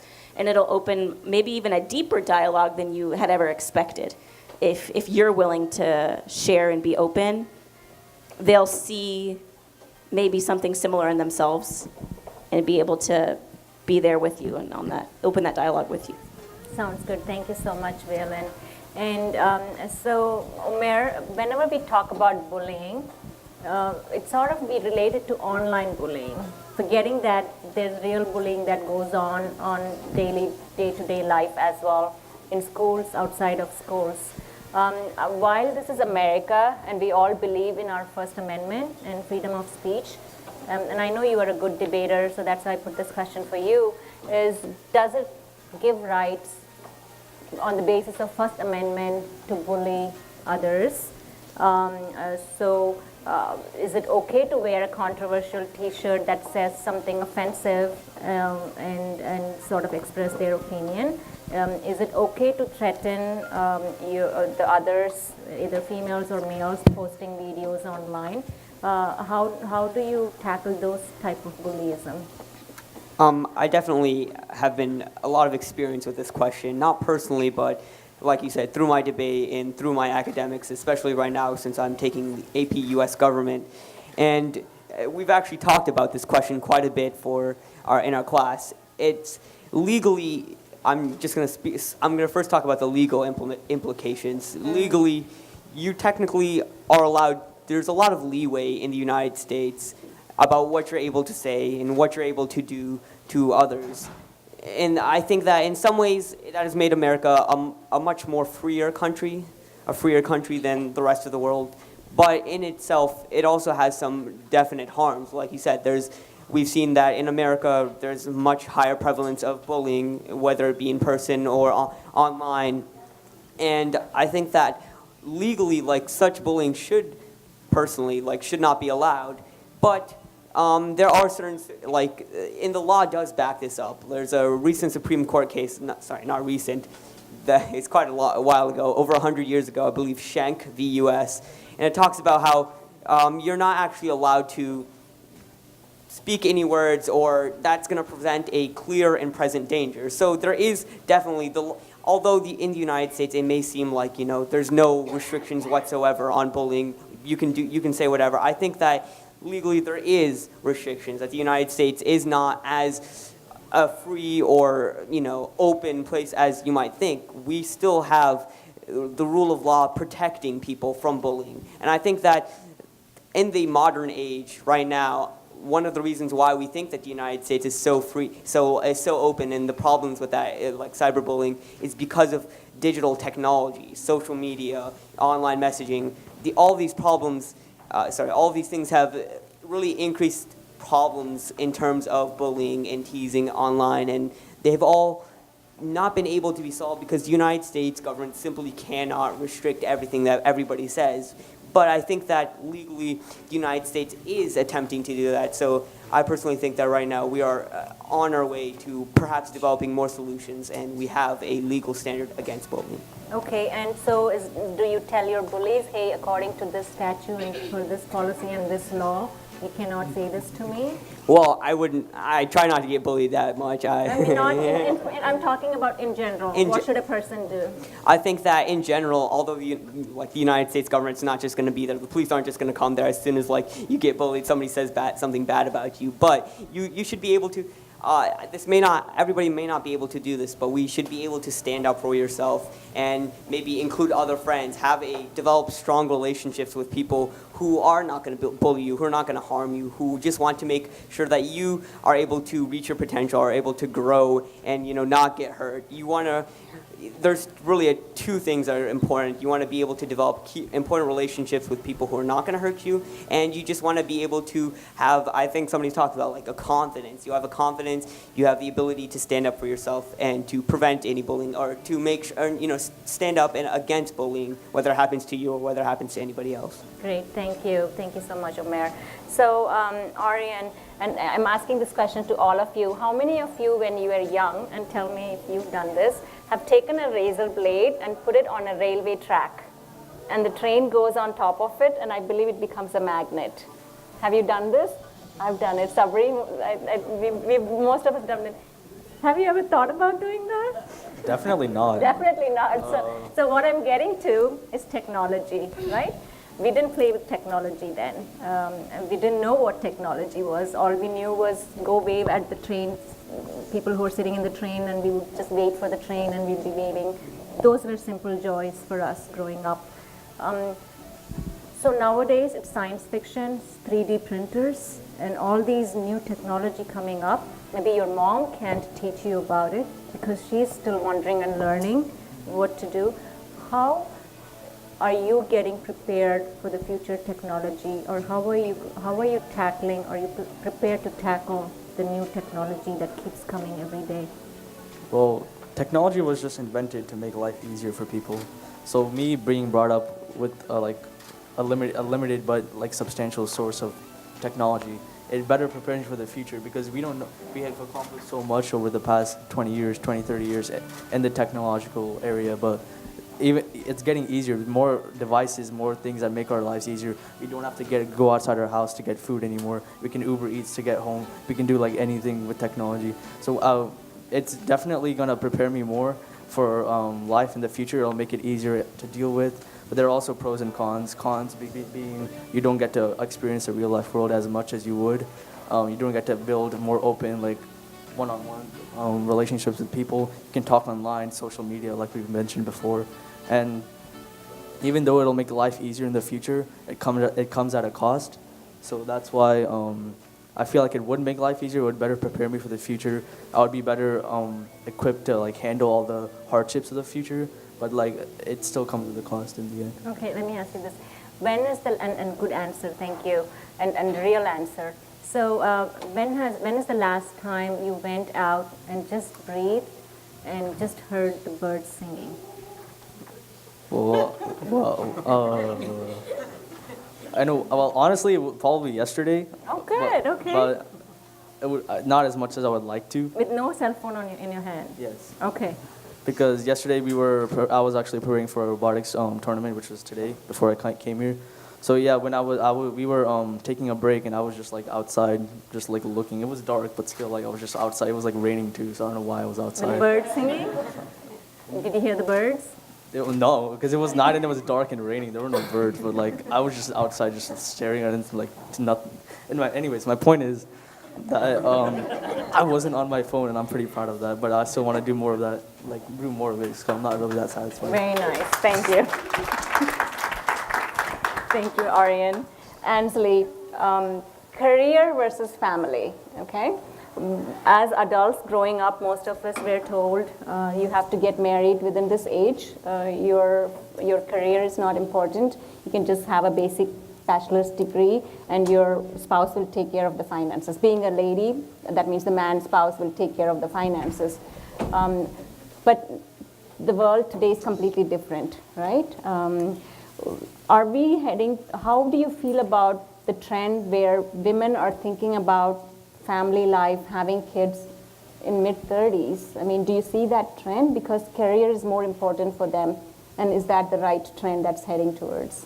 I have seen that trend recently. Like even my friends, we talk more about what we're going to do with our careers versus like when we want to build our family. And it's got me thinking, especially because my parents, my mom is definitely the one who is the center of our family, and she makes sure that we're all okay while my dad goes and travels the world to try and support us.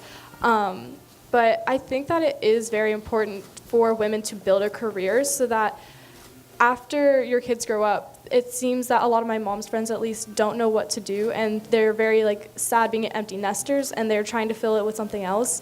But instead of trying to go back to work because they feel like they've been out of the workforce for so long, they just sit at home and wait for their husband to come home, which my mom has always shown me is not the most fulfilling thing for her.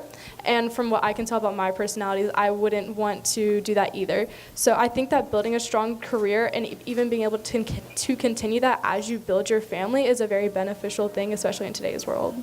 And that means a person who should support your belief and vision and your aspirations.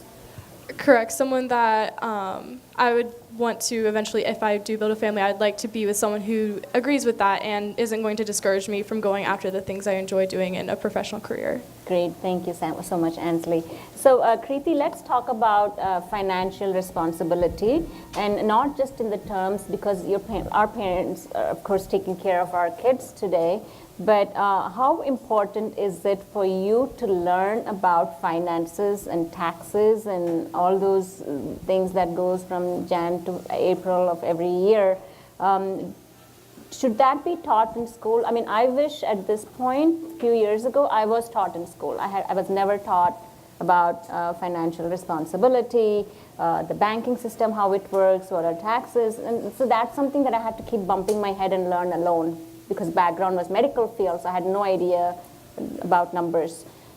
And I saw your aspiration to become a financial guru.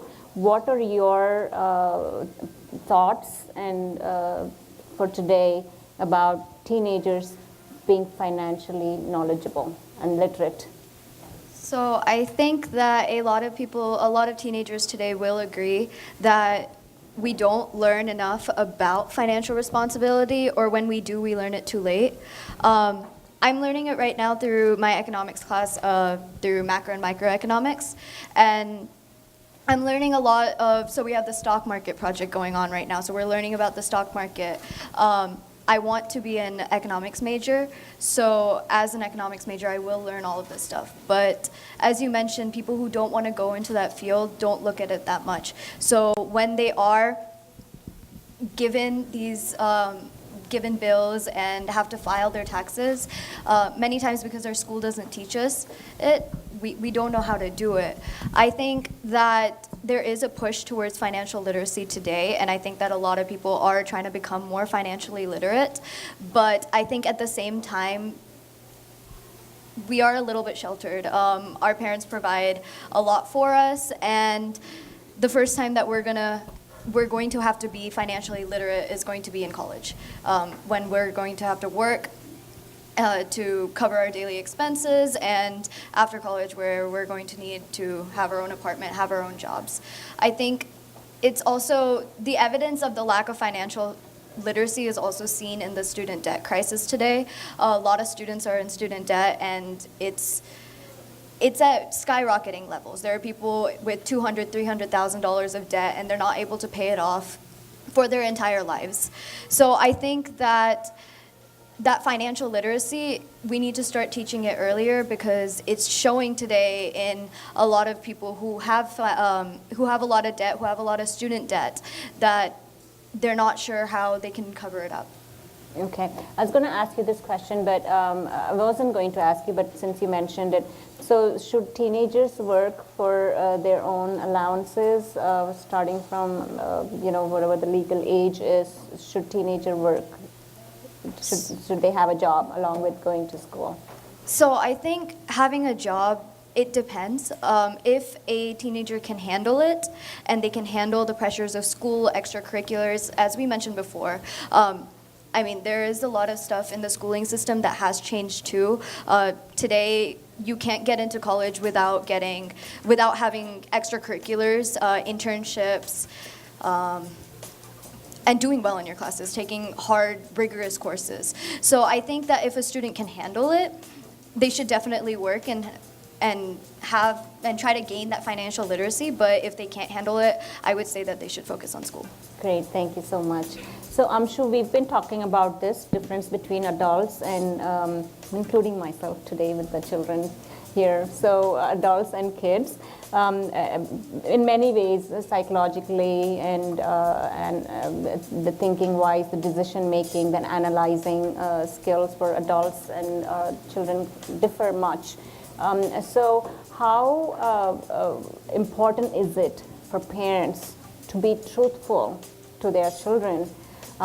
Because back in our culture, in many cultures, we try to protect our children from any harmful information or negative information.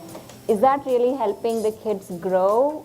And then it's like you're putting them into the jungle and then they face their own fears, or rather be truthful? I think you have to be truthful, at least to a very high extent, because you have to be able to build that trust with your child. And they have to be able to say, okay, I can at least depend on my parents. Maybe not completely, but if ever I get into a tough spot, I know I have someone to rely on. And that, contrary to what a lot of people think, that actually makes at least me more confident in what I'm doing, because I know that if I go wrong, I have someone who's able to offer me an honest, supportive, guiding hand.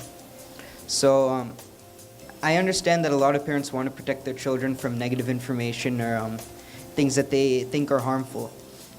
And sometimes that is the right choice. You don't want to expose children who are too young to some realities that they may not be ready to accept yet. But at some point, you're going to have to be truthful, and you're going to have to explain to them things that maybe you don't really want to explain, just so they can have the confidence to go out and face challenges and know that they have someone that they can rely on. Should parents be best friends for their children? Oh yes, of course. Yeah? Your parent has to be like your best friend, because you have to know that just like your best friend, they're going to do anything they can to help you. And they're going to do anything to be with you and guide you along the way. Great, thank you. So Madhu, this is a question that has to be brought up because we are talking to that age range.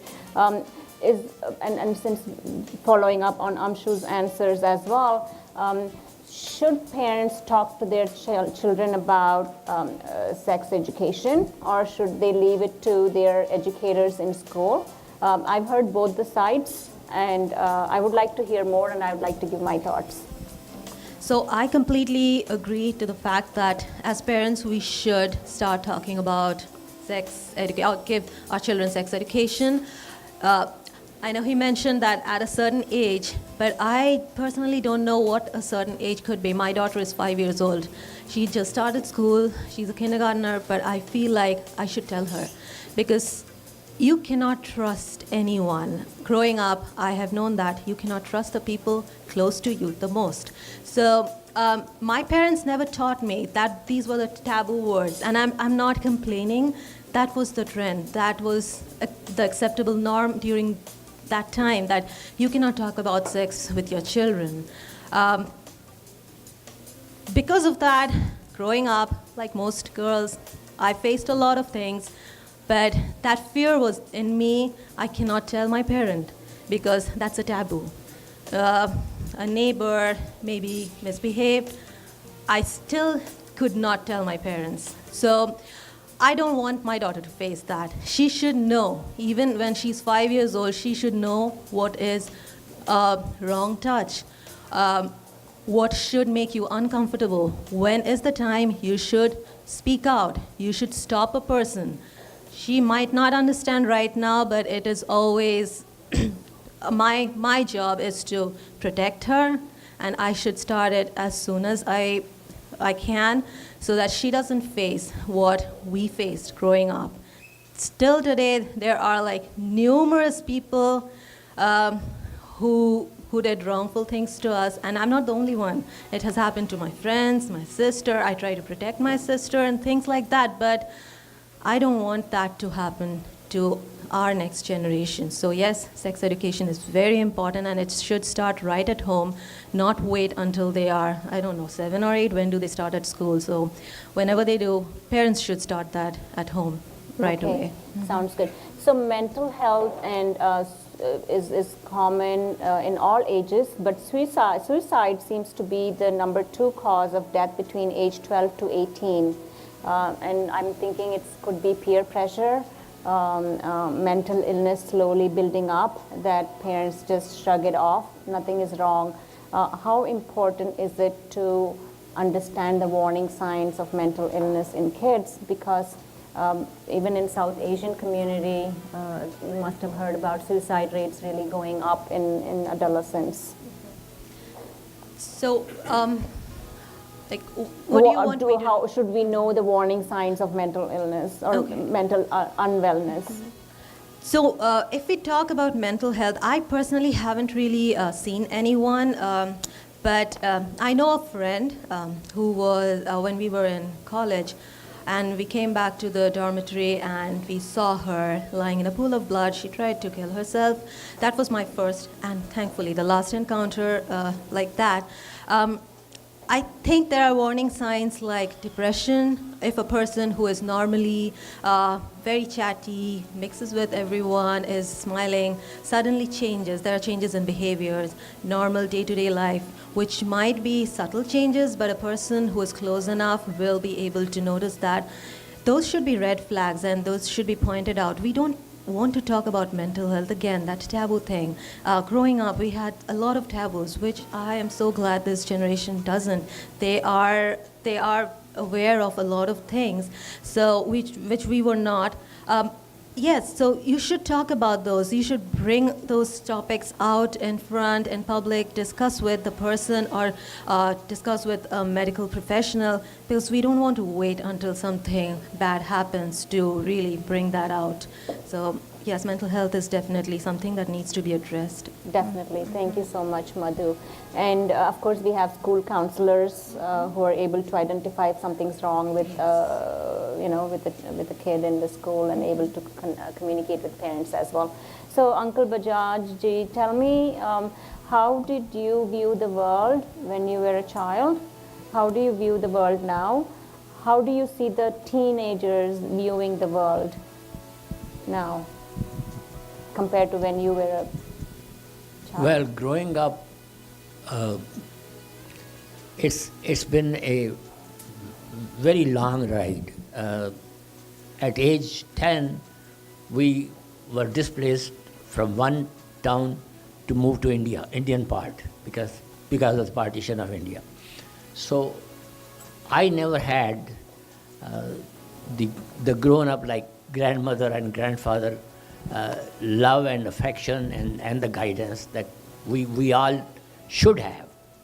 But nobody can, like I said, I believe in destiny. If destiny is not there, you can't have it.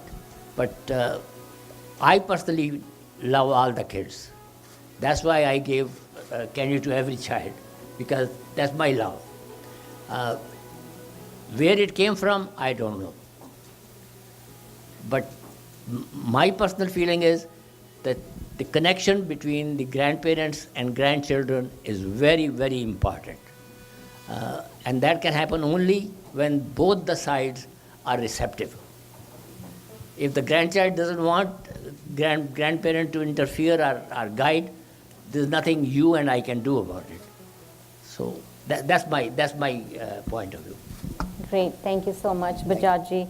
And I want to quickly do the yes or no answers for the next few questions. And yes and no is down, right? And I would like all of us to follow. So should parents set rules for how their teenagers dress?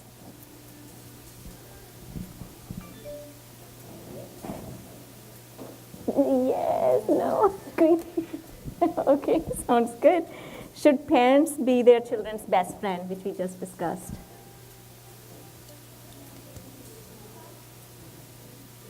Omer and Aryan, why not?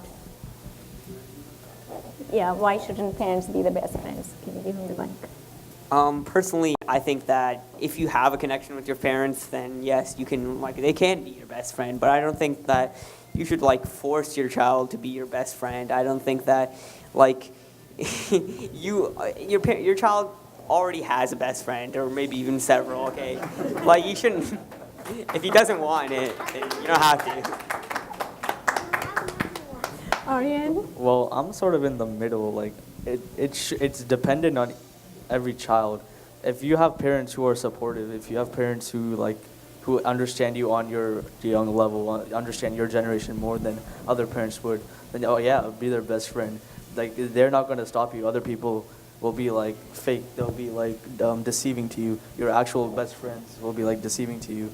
But if your parents are your best friends and they actually understand you, then of course be their best friend. But if they're not, if they just don't care, if they're tiger parents as we've seen, then don't be their best friend. Just make some other best friends. Great, thank you. Okay, let's see this question. So yes and no. Are teens today smarter than the previous generation because of their use of technology?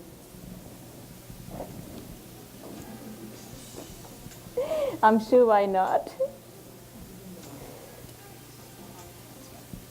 Well, we might have knowledge, but we probably don't have the wisdom.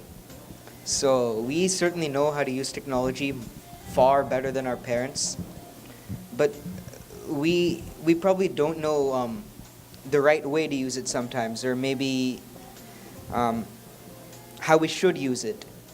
So it's kind of up to our parents to give us a hand in that, and we're not always entirely smarter than our parents when it comes to technology. Okay, go ahead, Ansley, and then Kriti, you have something to say too. Okay, great, go ahead, Ansley. I don't think that technology makes us smarter than our parents, because there are so many untapped things within technology that teens don't use it for. We'd rather scroll through Instagram or Snapchat than go and Google search how to do our taxes per se. So I don't think that technology itself makes us smarter, but I think that how certain students use technology can make them more informed about different topics. Great, thank you. Go ahead. I think that technology has actually hurt our generation a little bit. We've become very dependent on calculators and Googling stuff. I found that we have a lower general knowledge than probably the last generation, because especially in math, I've noticed that people are just very dependent on calculators today, and I think that's kind of hurt us a little bit. And then in terms of the general knowledge, as I mentioned before, we Google stuff a lot more easily. We don't really know it. So. Great, yeah, sounds good, thank you. So is it a good idea to talk about your problems with your friends? Yes, no? Yes? It's okay to talk about problems with your friends? Okay, good, okay. I see you have good friends then. That's nice. Is it important to be popular?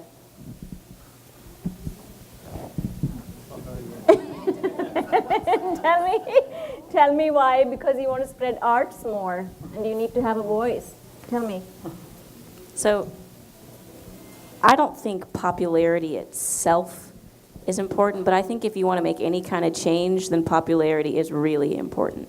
Because if you don't have the platform, then none of what you want to happen can happen. I think it's the same, I think it's like a necessary evil. I think it's the same thing when I think about campaigns for positions. You can't do anything unless you have the money, right? And you don't want it to be centered around money. You don't want it to be about money, but you need the money to make it happen. That's the same thing with popularity. You need the platform to make it happen. If you want, so I want to be an actor, right? Not necessarily practical, but my ultimate goal is influence. And I want people to know that their dreams are possible, and I want people to see me as an inspiration, and I need a platform for that. So I don't have to be famous. I don't necessarily want to be famous, but I want to have a platform because I want people to see somebody who can help them become who they want to be, especially somebody who's a little bit different. You know, I think the senator earlier was talking about how President Obama made him feel like he could be somebody.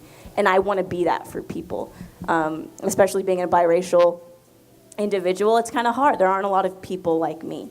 Not to say that it's a burden to who I am. A lot of people think that it's the worst thing for people to be biracial. It's not. It's just hard sometimes to, you can't check a box. And I want other little girls who don't fit in with black people or white people or Asian people who are just them. I want them to see that there are people like them that are excelling. And I think popularity is important because other people need representation. And popularity is key to representation. Very well said. Thank you. So for the last few minutes before we go to the Q&A, I would like Apurva to start with 30-second closing thoughts from all of you. Well, first of all, I'll say that this is the first time I'm attending, and I think Nazeera has obviously brought a phenomenal platform.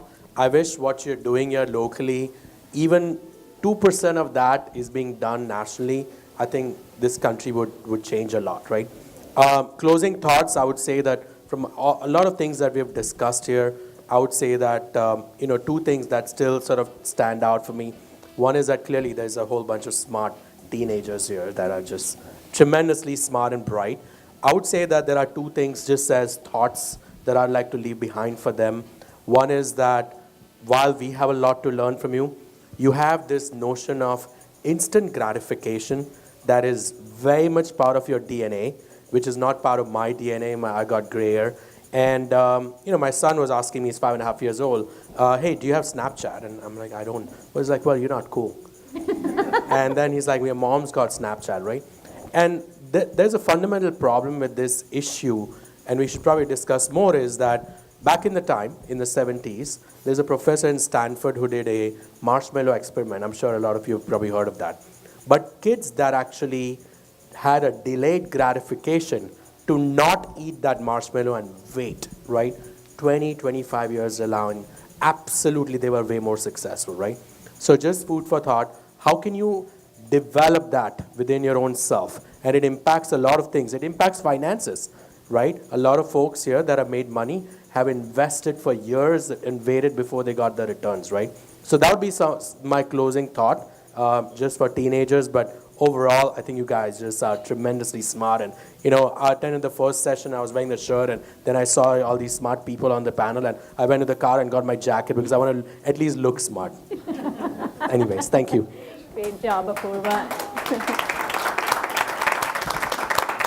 And Apurva, you are also the director of Winning Feathers, which is a public institute and provides a platform for kids to be trained on debates and public speaking.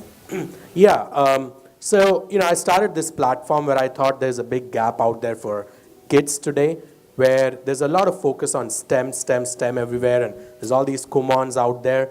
And I really think that public speaking, debate, leadership skills are very fundamental. So I've started this initiative called Winning Feathers, where I invite faculties from all over the country, do workshops and summer camps, so you can go check that out. And clearly this is the kind of panel that we want to develop, but we start really early. That's one of the differences. A lot of debating skills you develop in middle school and high school, but we are tapping into kids even within elementary range as well. Great, thank you, Purva. Shakti, your final closing thoughts.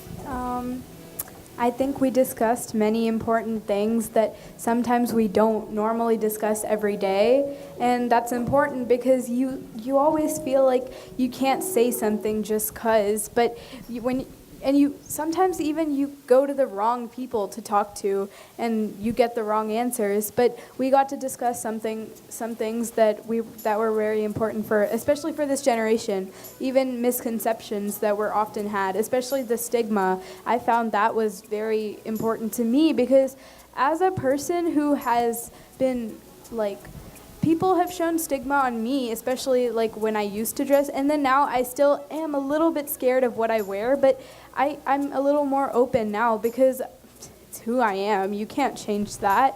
And that's what I tell all my friends who are like, do you think this will look good? Or like, and I tell them, you wear what you like. It's not what I think. It's not about what anyone else thinks. I mean, of course, it has to be like normal, but but I mean, you do you. You don't try to be anyone else. That's just the main message. Don't Great try to message. Do you like your dad more or your mom more? Oh no, that's a hard one. They're both very alike, and I like both of them. Okay, good one. They're very like there's so many stereotypes. Like even at school recently, someone was talking to me, and I was like, "Yay, I got a 95," and they were like, "Oh no," and I was like, "What happened? Aren't your parents gonna beat you up or something?" And I was like, "What?" and then they were like, "You're Indian, right?" I was like, "Oh my God, no." But yeah, so they're very like chill, and they definitely don't beat me up. But yeah, they just break all those stereotypes, and yeah, they're both very similar, so I can't choose a favorite because, you know. Great. And you have a chiller brother. Oh yeah, I do. He's awesome. And he also, like, all my friends are like, oh my God, little brothers, little siblings are just so annoying. I can't say that. I'd never say that, actually. I don't think I've ever said that, ever. I mean, at home, of course, we still have verbal arguments, but I've never, like, hit him, and he's never hit me. But, like, even in school, if someone says something against their sibling, I never say something against mine. At home, maybe, but like not anywhere else because I'm his source of support. He's my source of support. Even sometimes when I get in trouble, my brother will be like, "It's okay. She's just this. She's just that." So yeah, he's very supportive, and Great. So Thank that's you, a good Shakti. Good job.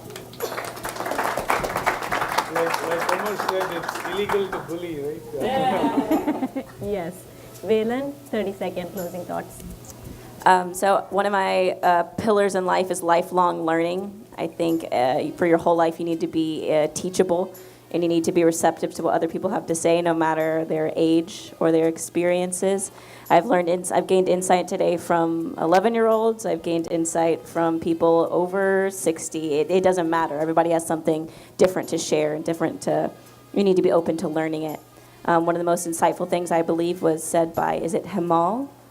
You mentioned when you were talking about raising kids, we can't raise them with the same layout that our parents raised us because it's a different world. And we need to adapt to our environment. And we need to know what they're around, not what we were around. And I think that was really useful to me, to thinking about perspective and thinking about the way that we should shape how we interact with other people, especially with your kids. We were talking a little bit about culture and cultural awareness and learning about other people. Just really quick, Linear High School in March, I go to Linear High School, is hosting International Night on March 14th. If anybody wants to stop by, it's going to be a great night of culture celebration. And if you have anything to share, you can also let me know. And we just love for everybody to be out and there for that too. So thank you everybody for being here and for your time. Thank you, Evan.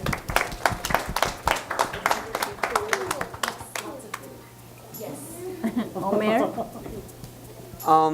So I know a lot of you came here. Most of you are probably not all teenagers and in the audience here. And I know that some of you came here probably thinking that you want to learn some things from these teenagers. I know probably none of you actually came here for that, but I just think that at the end of this, this discussion, this insightful panel or 2 sessions of panels, I think that for all people here, regardless of whether or not you think you know everything, you probably do not, and I definitely do not. And I think that you're not always going to be, 100% right. You're not always going to be, the smartest person in the room. And I think that even if like a younger kid, he has some things to say to you, even if he's like 5 years old or even if he's like, 17 years old, I think that everybody, regardless of what age, you're going to be able to learn something from that person. And I think that although many of you adults here think that us teenagers are aliens, from out of this world, I think you'll still be able to learn some things, and you'll still be able to achieve and better yourself if you take some notes from us. And I think that improving the communication between adults and teenagers is one of the key things that will be able to improve not just your life, but just our life. If you're able to better speak with, these teenagers and open up about yourself and tell them life stories, lessons, things that you regret, things that you wish you would have done, I think that not only will that benefit the child and those teenagers, but it will benefit yourself. You'll be able to have this life, this experience that you probably never think you'd ever, achieve. And I think that at the end of all this, if I could just say one word that really is so crucial to all people, it's communication. And the ability to communicate with other people, regardless of who they are, and to understand them and to convey your messages to them is such a crucial thing, especially in this developing and evolving world like we see. Like I know for a fact this uncle, he has a great initiative for this debate and for the public speaking. I think that it's a really great initiative for children especially to learn public speaking and to learn the ability to convey their messages and to speak out, because that's really the way that they're going to be able to achieve success, and the way that they're going to get far in life and be happy is by being able to express themselves, being able to show who they are, communicate effectively. And I just want to say those quick thoughts. Sure. And someone called me auntie this morning, and I said, can you call me sister? Yeah, I skipped the breath. I'll go and shave tonight. Go ahead, Aryan. Okay, so basically what I learned was that the people of like the younger generations need to be more indexed to adaptations. Like everything is changing, like technology is changing, politics is changing, more people are getting forced into more smaller groups, cultural groups. As we've heard before, there are cultural differences, people are going to start accepting things more, and as you grow up, you can't stay the same. If you stay the same, then you're not going to be successful. That's just a simple fact. If you don't change to adapt with how economy is going, how politics is going, how people accept things, if something is racist now, it doesn't mean it'll be racist in the future. If you say it now, people will torment you for saying it. In the future, things could change. So everything is evolving. You need to adapt to just be yourself. You need to stay in your lane, but you also need to adapt so you can make yourself more accepted, you can make yourself more successful in the future. Sure, and very well said, and as they say, change is inevitable. Yeah. So yes, thank you, Aryan. Go ahead, Ansley.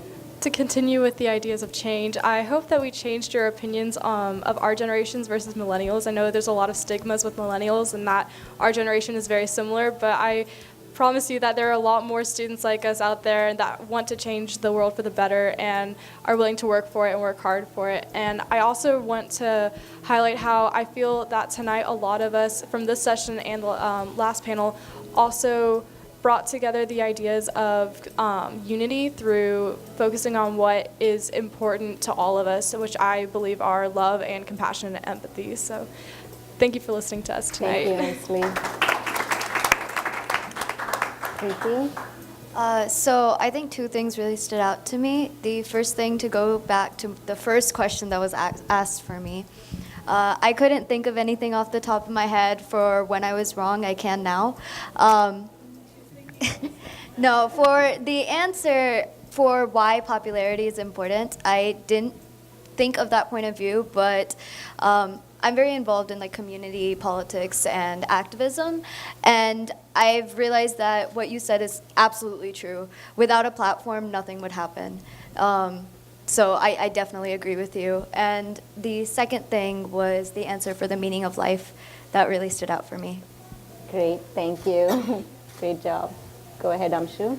So I found this discussion very interesting because it was nice to see some striking differences between our philosophies, but it was even better to see that even in those differences we share similarities.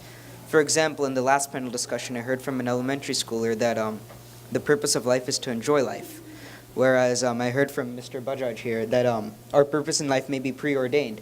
But both of them said that life is, in the end, what you make of it. So it was very interesting to see that we still share some beliefs and that we could still work towards bridging the gap between generations and find solutions that bring us together. Very nice. And I think you sort of captured the essence of the youngest panelist from both the sessions and the oldest wise panelist from both the sessions. So applaud you as well. Thank you, Amshu.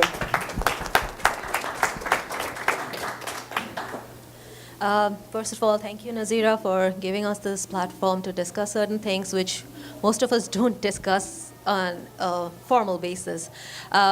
So I would say I learned a lot. We always hear that we learn from each other, and this was a true example where I learned about how my child's future might be. I just hear about the negatives of having a teenager at home. I haven't dealt with one yet, so I am hoping, I'm very hopeful, I have these positive vibes from all of you, very talented kids, that if my child grows up like you guys, then teenage is not going to be a trouble, hopefully. And as all parents... Just that they didn't tell you the other part. Maybe the moms and dads have something else to say, but if this part is also there, Nazeera, then I'll be thankful for that. It's very important. Parents always advise. So I will have an advice for all of you. We have talked about technology a lot today. You guys have a very strong tool. Use social media. Once in a while, it's good to post pictures or about your vacations or new dresses, birthday parties. It's good.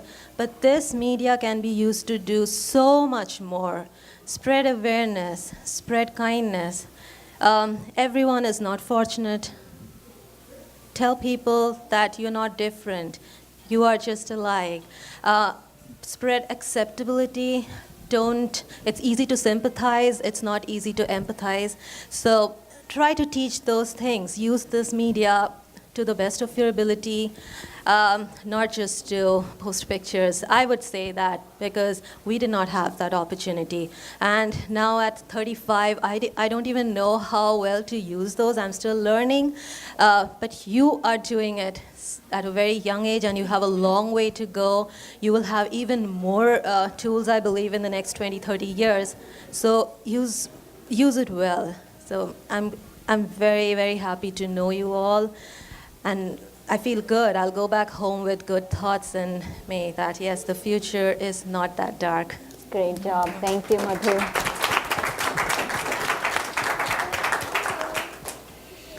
Well, I'm very thankful.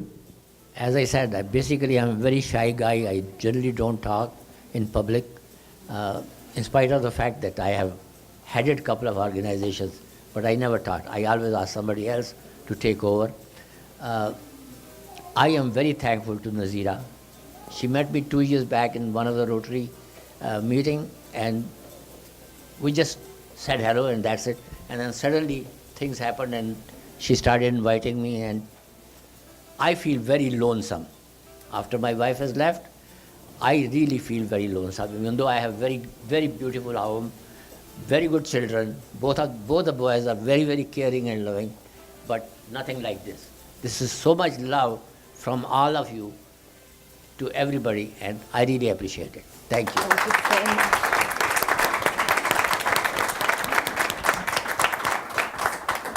Thank you so much, Bajaj uncle, for the last words today. We'll take 2 questions because of the time.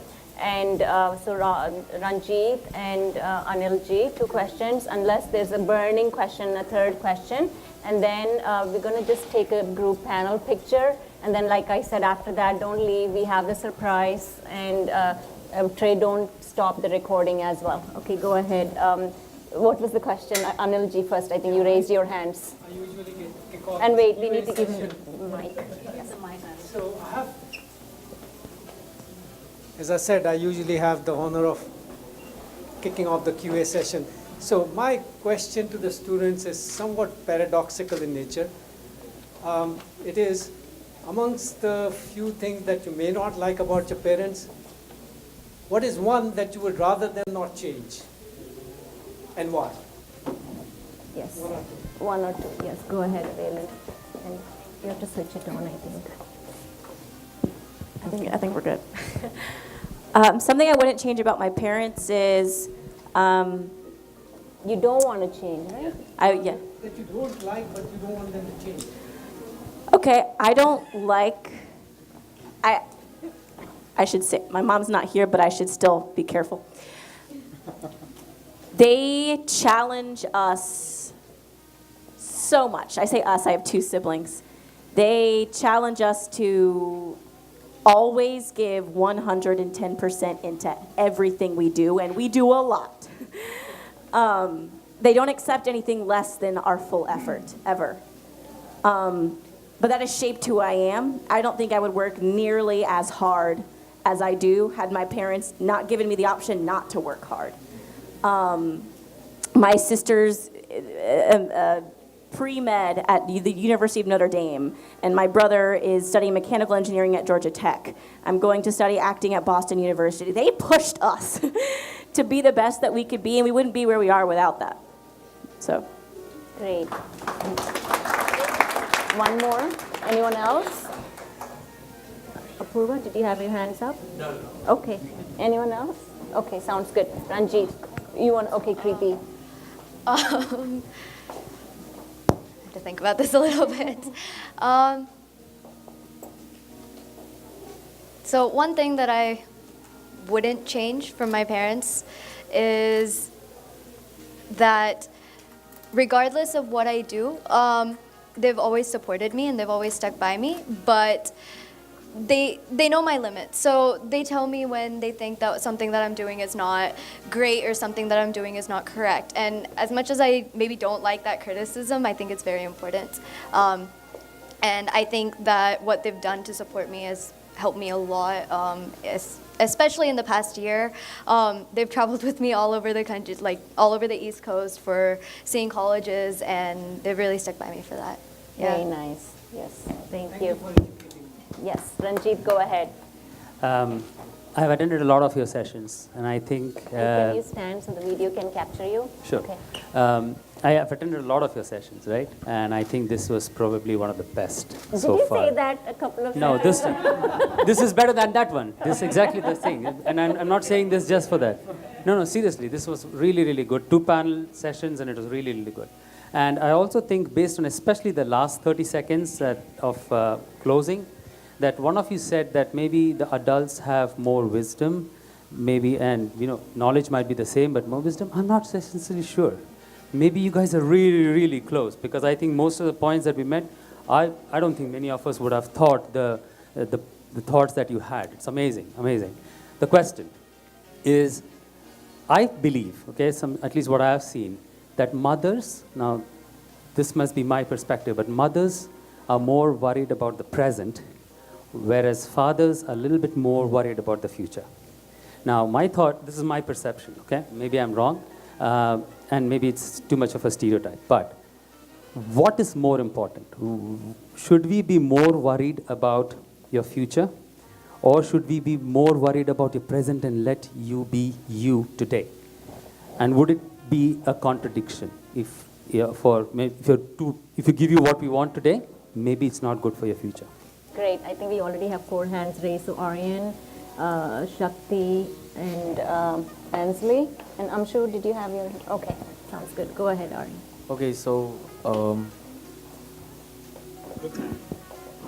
Yes, you have to speak. Okay, so I believe that we should be focused on both equally, except that as soon as you grow up, when you keep growing up, you should start thinking about the future more. When you're a child, it should be more about the present. It should be about how like you need to have a childhood. If you're growing up without a childhood, then you have nothing to look back on. You have nothing to tell your children when they have their own childhoods. When you have a childhood, you need to be focused on the present, what you're doing right now, how you're living life right now. So that sets a basis for what you're going to be like in the future.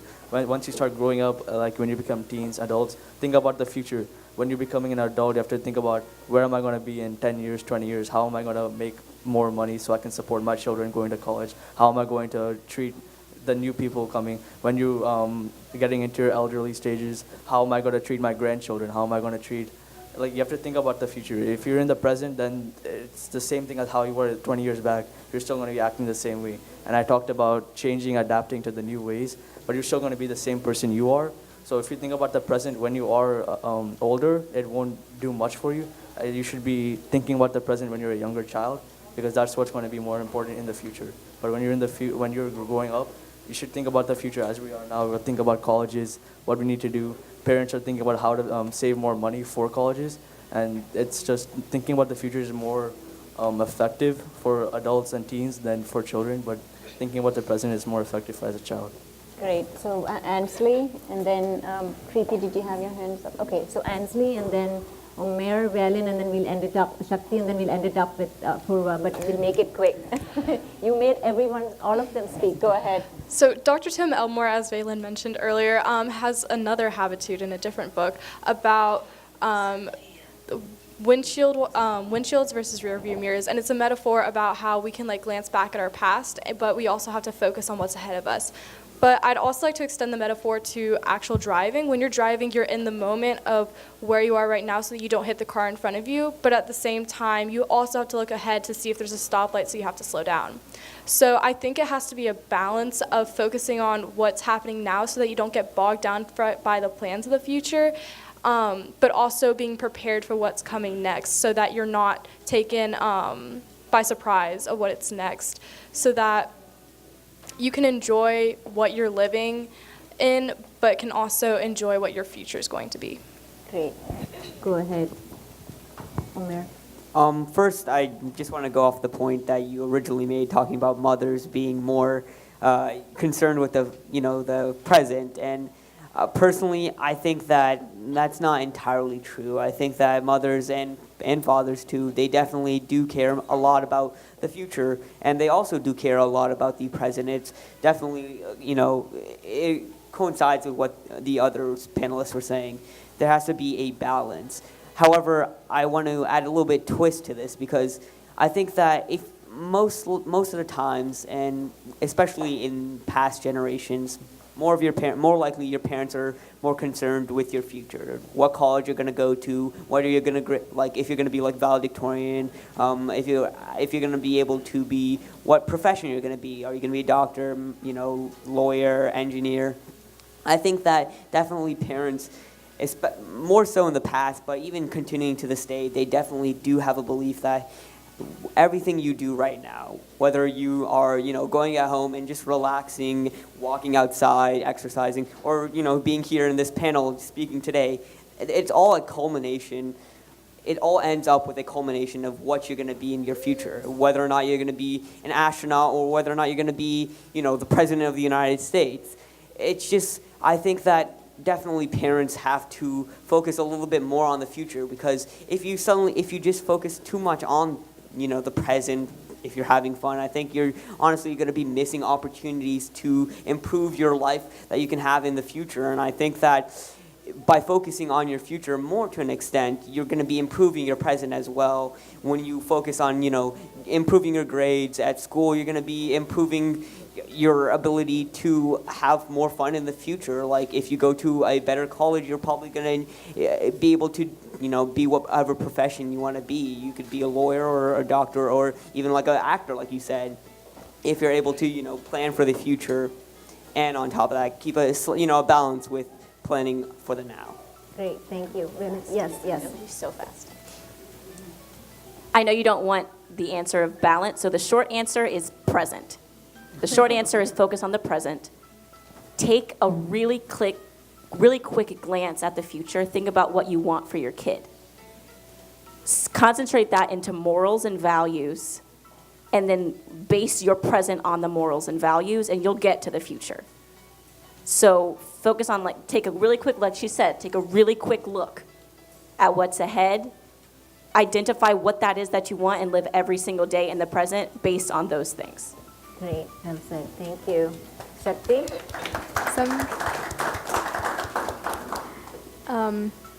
I feel that they are both connected in some sort, but I definitely think the past is what leads up to the future. So you have to build the present. You have to build a very strong base in the present so that you can lead up to the future and do what you wish. Because in the present, if you're like, oh, let me just be happy and do whatever I want, but then when you are going to the future, you're like, well, I wasted my time all this long, and then you get to the future not knowing what you're going to do. So you have to be very strong in the present, build that base, and then you will get to where you want to go in the future. Well said, Shakti. Thank you, and I'll close it quickly. I don't want to sound like Sadhguru, but I'd like to rephrase the question. Don't worry about the present and don't worry about the future. I would say live in the present and plan for the future. I really think that from today's session, I feel like there's a lot on your heads, guys. There's a lot going on than back when we were teenagers. Take your time, learn how to manage stress, live in the present, breathe, enjoy, build memories, because it's truly important time frame too.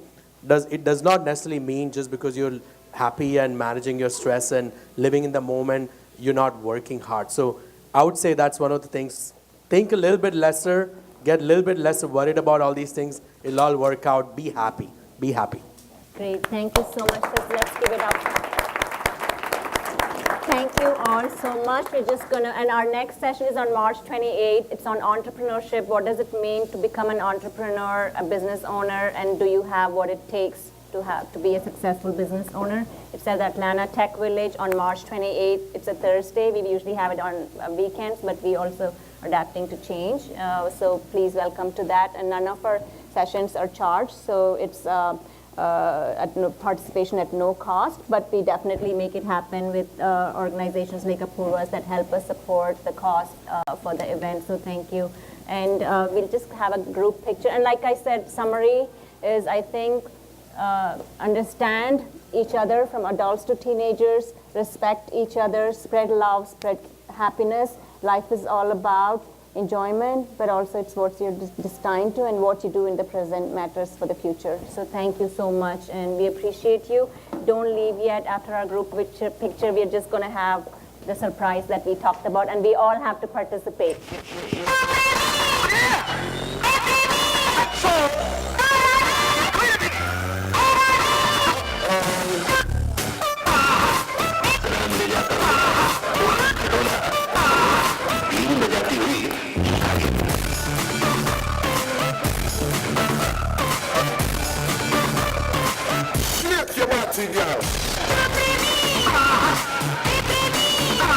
Check one. Oh, it's not a dance performance. You're gonna stand up. Come on.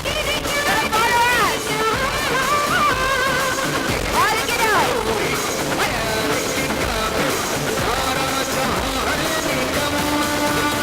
Let's go. 3, 2. Everybody, come on. Everybody. Come on.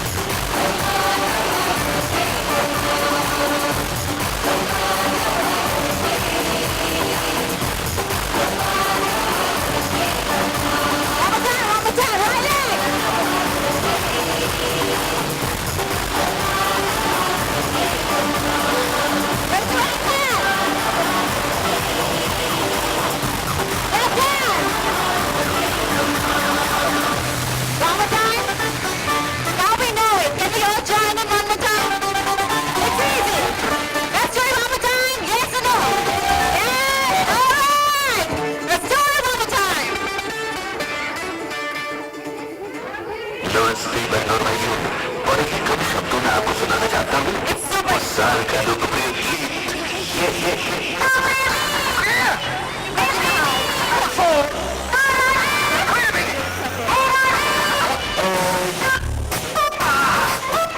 दे जाता हुआ थोड़ा खड़ा been बजाती हुई आगे